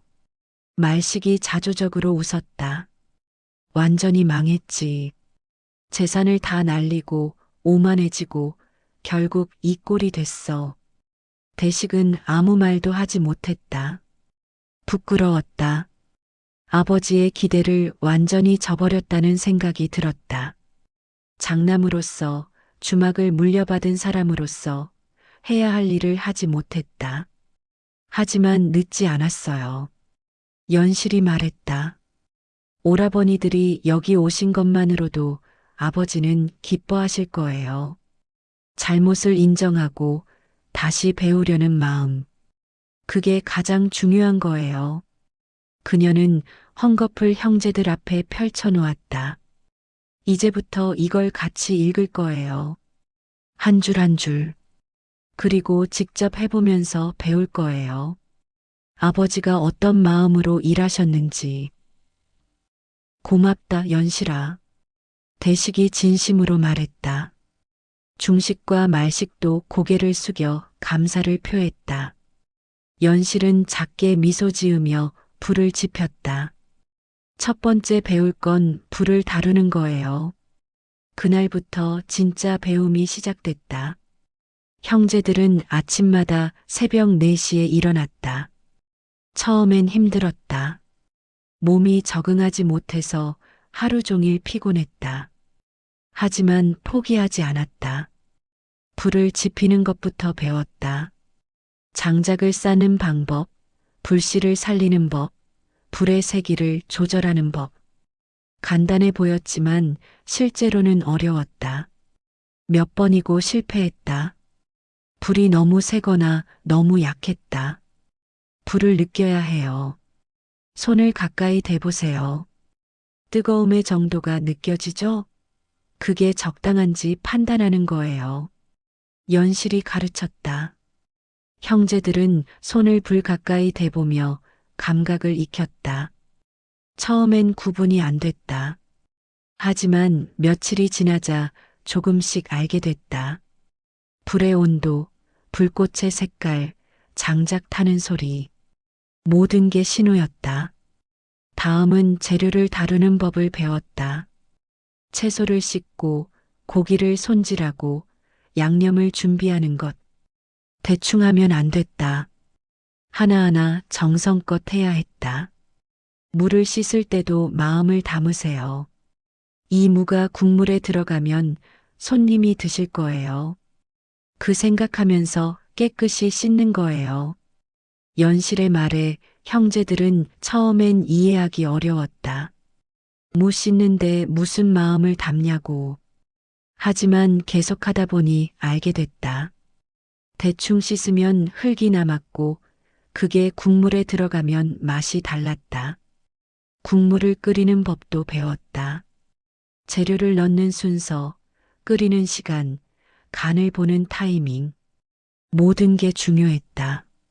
하나라도 틀리면 맛이 달라졌다. 국물을 저을 때 너무 세게 저으면 안 돼요. 부드럽게, 천천히. 국물이 스스로 섞이도록 도와주는 거예요. 형제들은 국자를 들고 조심스럽게 저었다. 힘 조절이 어려웠다. 너무 세면 재료가 부서졌고 너무 약하면 가라앉았다. 적당한 힘을 찾는데 일주일이 걸렸다. 한 달이 지나자 형제들은 조금씩 변해갔다. 새벽에 일어나는 게 자연스러워졌다. 몸도 가벼워지고 정신도 맑아졌다.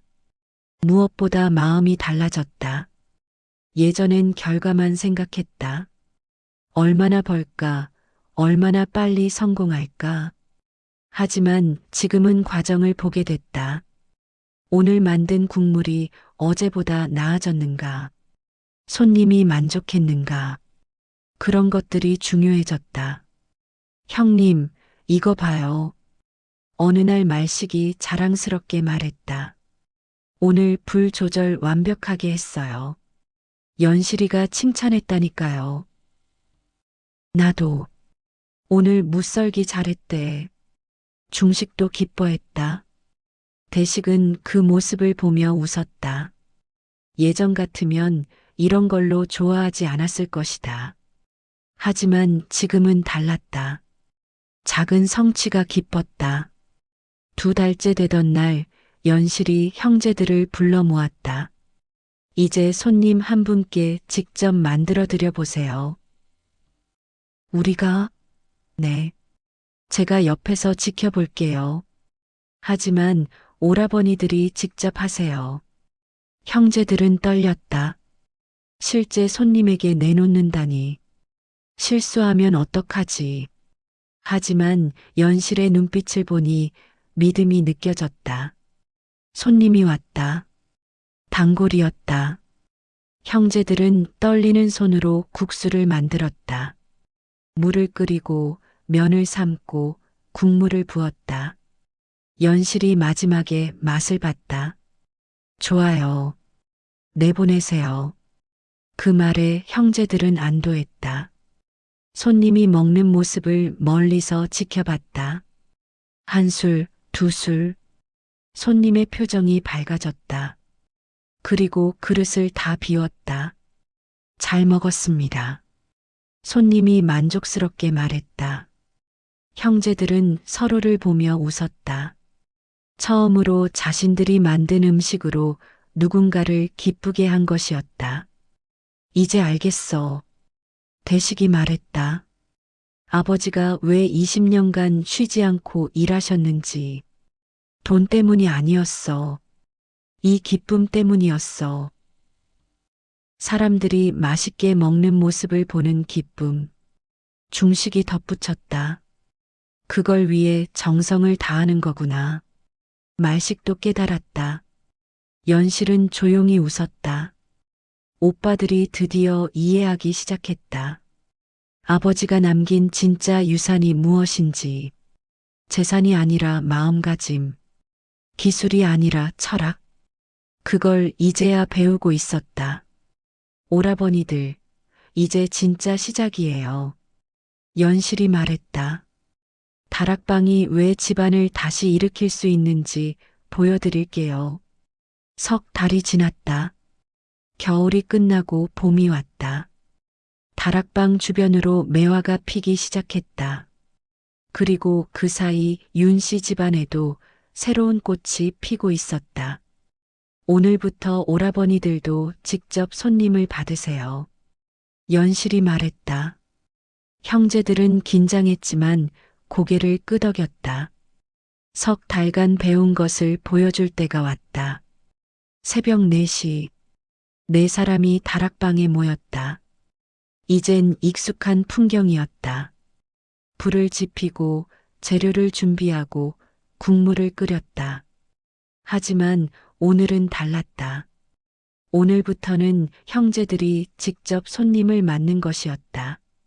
아침 7시, 첫 손님이 도착했다. 단골이었다. 큰아들 대식이 나섰다. 어서 오십시오. 예전의 건방진 목소리가 아니었다. 공손하고 따뜻했다. 손님도 그 변화를 느꼈다. 대식은 정성껏 국수를 만들어내왔다. 손님이 한 입 먹고 눈을 크게 떴다. 오, 이거 연실이가 만든 거 맞소? 제가 만들었습니다. 대식이가? 언제 이렇게? 손님은 놀랐다. 맛이 연실이 만든 것과 거의 같았다. 아니, 조금 달랐지만 그것도 나쁘지 않았다. 남자의 손에서 나온 투박함이 오히려 매력이었다. 두 번째 손님은 중식이 맡았다. 그도 조심스럽게 국수를 만들었다. 손님이 먹고는 고개를 끄덕였다. 좋소. 이 집이 점점 더 좋아지는구려. 세 번째 손님은 말식이 담당했다. 그는 가장 긴장했다. 손이 떨렸지만 연실이 가르쳐 준 대로 천천히 했다. 그리고 완성된 국수를 내놓았다. 맛있습니다. 손님의 말에 말식은 안도의 한숨을 쉬었다. 그리고 뿌듯했다. 자신도 할 수 있다는 게. 그날 하루 10그릇을 4사람이 나눠서 만들었다. 연실이 셋, 형제들이 각각 2~3그릇씩. 손님들은 누가 만들었는지 몰랐지만 모두 만족했다. 맛이 일정했기 때문이었다. 잘하셨어요. 연실이 칭찬했다. 형제들은 서로를 보며 웃었다. 해냈다. 진짜로 해낸 것이었다. 이제 그릇수를 늘려볼까요? 연실의 제안에 형제들은 고개를 끄덕였다. 하루 10그릇에서 20그릇으로. 그래도 여전히 적었지만 천천히 늘리는 게 맞았다. 급하게 확장했다가 망한 경험이 있었으니까. 20그릇을 만들려면 사람 손이 더 필요했다. 설거지, 재료 손질, 손님 안내. 형제들만으론 부족했다. 연실이 제안했다. 동네 사람들을 고용해요. 일자리가 필요한 사람들이 있을 거예요. 그렇게 2명의 일꾼이 들어왔다. 주막이 망할 때 일자리를 잃었던 사람들이었다. 대식은 그들을 보며 미안했다. 자신 때문에 일자리를 잃었는데. 죄송합니다. 그때 괜찮습니다, 주인님. 이렇게 다시 일할 수 있게 돼서 감사합니다. 일꾼들은 진심으로 말했다. 대식은 그들에게 다짐했다. 이번엔 제대로 하겠다고. 일자리를 지키겠다고. 한 달 후 20그릇이 매일 완판됐다. 여전히 줄을 서는 사람들이 있었다. 연실은 다시 그릇수를 늘렸다. 30그릇, 40그릇. 천천히 하지만 꾸준히. 그 과정에서 형제들의 역할이 명확해졌다. 큰아들 대식은 전체 운영을 맡았다. 재료 구입, 일꾼 관리, 손님 응대. 예전에 주막을 운영했던 경험이 도움이 됐다. 하지만 이번엔 달랐다. 사람을 먼저 생각했다. 둘째 중식은 재료 관리를 맡았다. 어디서 좋은 재료를 구할지, 어떻게 보관할지. 땅을 관리했던 경험이 살아났다. 재료도 땅처럼 정성껏 다뤄야 한다는 걸 배웠으니까. 셋째 말식은 장부를 맡았다. 아이러니했다. 돈을 가장 못 쓰던 사람이 돈을 관리하게 된 것이. 하지만 그렇기에 더 조심했다. 한 푼 한 푼 기록하고 헛되이 쓰지 않았다. 네 남매가 함께 일하기 시작하자 효율이 올라갔다. 각자 맡은 일에 집중하니 일이 빨라졌고 실수도 줄었다. 무엇보다 서로를 신뢰했다. 형님, 오늘 무 상태가 좋네요.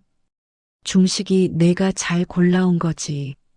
말씨가 장부 정리 깔끔하다. 형님이 가르쳐 주신 대로 했어요. 칭찬이 오갔다. 예전처럼 서로 탓하지 않았다. 잘한 건 인정하고 부족한 건 도왔다. 그게 가족이었다. 3달 더 지나자 다락방은 더 이상 다락방이 아니었다. 사람들은 윤시내라고 불렀다. 윤서방의 맛을 이어받은 집. 아니, 어떤 면에서는 더 나아진 집. 윤신에 가봤어? 당연하지. 요즘 한양에서 제일 핫한 곳이잖아. 줄이 너무 길어서 힘들어. 하지만 기다릴 만한 가치가 있어. 소문은 계속 퍼졌다. 이제 한양을 넘어 다른 고을에서도 사람들이 찾아왔다. 멀리서 일부러 온 손님들도 있었다. 저는 충청도에서 왔습니다. 소문을 듣고 꼭 먹어보고 싶어서요. 감사합니다. 정성껏 만들어 드릴게요. 연실과 형제들은 그런 손님들을 더욱 정성껏 대했다. 멀리서 왔다는 건 기대가 크다는 뜻이었다. 실망시키면 안 됐다. 1년이 지났다. 다락방에서 시작한 작은 장사는 이제 한양에서 가장 유명한 곳 중 하나가 됐다. 매일 100그릇 이상을 팔았고 일꾼도 10명이 넘었다. 수입은 옛날 주막의 몇 배였다. 하지만 연실은 멈추지 않았다. 이제 제대로 된 건물이 필요해요. 그녀가 형제들에게 말했다. 다락방으론 한계가 있었다. 더 많은 손님을 받으려면 공간이 필요했다. 형제들은 동의했다. 그럼 옛날 주막 자리는 어때? 대식이 제안했다. 채권자들에게 넘어갔던 주막 건물이 다시 매물로 나왔기 때문이었다. 그 후에 들어온 주인이 장사를 못해서 파는 것이었다. 좋아요. 거기서 다시 시작해요. 연실이 고개를 끄덕였다. 아버지가 20년간 일군 곳, 그곳을 다시 찾는 것이었다. 하지만 이번엔 달랐다. 내 남매가 함께였다. 주막을 사들이는 데는 모아둔 돈을 다 썼다.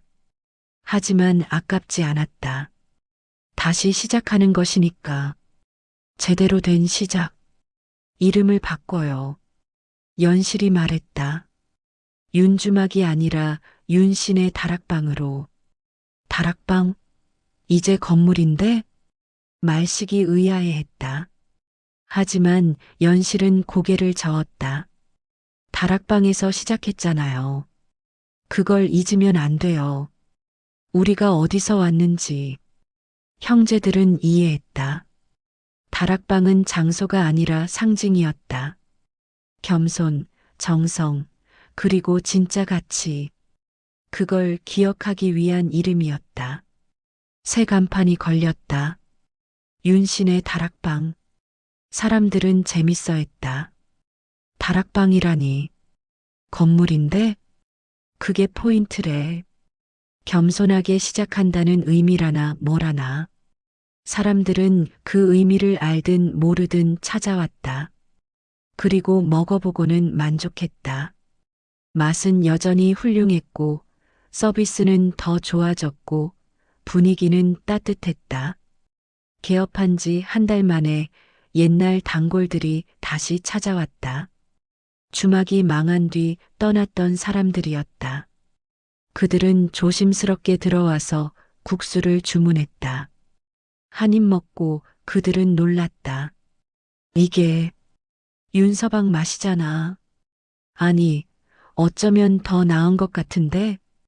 대식이 나와서 인사했다. 다시 찾아주셔서 감사합니다. 대식이 자네. 많이 달라졌구만. 단골이 말했다. 대식은 웃으며 고개를 숙였다. 망하고 나서 배웠습니다. 늦었지만요. 늦지 않았어. 이렇게 다시 일어섰잖나. 단골의 말에 대식은 뭉클했다. 정말 다시 일어섰다. 넘어졌지만 일어섰다. 그것도 혼자가 아니라 가족과 함께. 몇 달 후 윤신의 다락방은 한양에서 가장 성공한 음식점이 됐다. 하루 매상은 옛날 주막의 10배였다. 일꾼들도 20명이 넘었고 모두 정당한 대우를 받았다. 하지만 내 남매는 교만하지 않았다.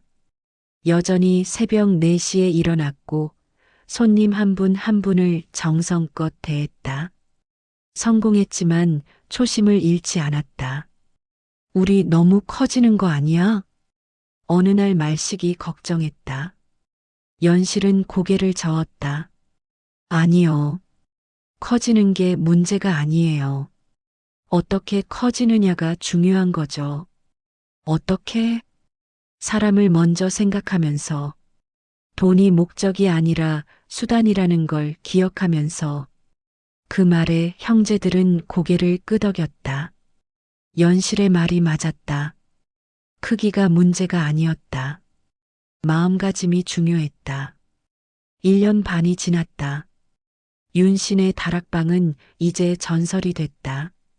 한양뿐 아니라 전국에서 사람들이 찾아왔다. 심지어 외국 상인들도 들렀다. 조선에 왔으면 윤신의 다락방은 꼭 가봐야 한다더군. 정말 대단하더라. 단순한 음식이 아니라 예술이야. 칭찬이 쏟아졌다. 하지만 내 남매는 겸손했다. 여전히 배우고 있다고, 아직 부족하다고 말했다. 어느 봄날 내 남매는 아버지 산소에 갔다. 벌초를 하고 제사를 지냈다. 그리고 조용히 앉아 아버지께 보고했다. 아버지, 저희가 해냈어요. 대식이 말했다. 망했지만 다시 일어섰어요. 이번엔 제대로요. 주막보다 더 큰 걸 만들었어요. 중식이 덧붙였다. 하지만 교만하지 않을게요. 말식이 약속했다. 연실은 마지막으로 말했다. 아버지가 남겨주신 진짜 유산을 이해했어요. 다락방이 왜 가장 소중한 것이었는지. 그건 장소가 아니라 출발점이었어요. 겸손하게 시작하는 법, 정성을 다하는 법, 사람을 생각하는 법. 그걸 배울 수 있는 곳이었어요. 바람이 불었다. 마치 아버지가 대답하는 것 같았다. 내 남매는 서로를 보며 웃었다. 그리고 다짐했다. 계속 이렇게 살자. 응. 다락방의 마음을 잊지 말고. 그들은 산을 내려왔다. 아래엔 한양이 펼쳐져 있었다. 그리고 그 한가운데 윤신의 다락방 간판이 보였다. 크고 번화한 건물이었지만 그 시작은 낡은 다락방 하나였다. 사람들은 말했다. 윤서방은 참 대단한 사람이었어. 재산이 아니라 사람을 남겼잖아. 맞아. 진짜 부자는 돈을 남긴 사람이 아니라 사람을 남긴 사람이지. 그 말이 한양 곳곳에 퍼졌다. 그리고 윤신의 다락방은 단순한 음식점이 아니라 교훈이 됐다. 재산을 어떻게 물려줘야 하는가? 자식을 어떻게 키워야 하는가? 진짜 가치가 무엇인가? 모든 것이 다락방에서 다시 시작됐다. 무너진 집안은 되살아났고 사람들은 기억했다. 진짜 유산은 돈이 아니라 마음이었다고.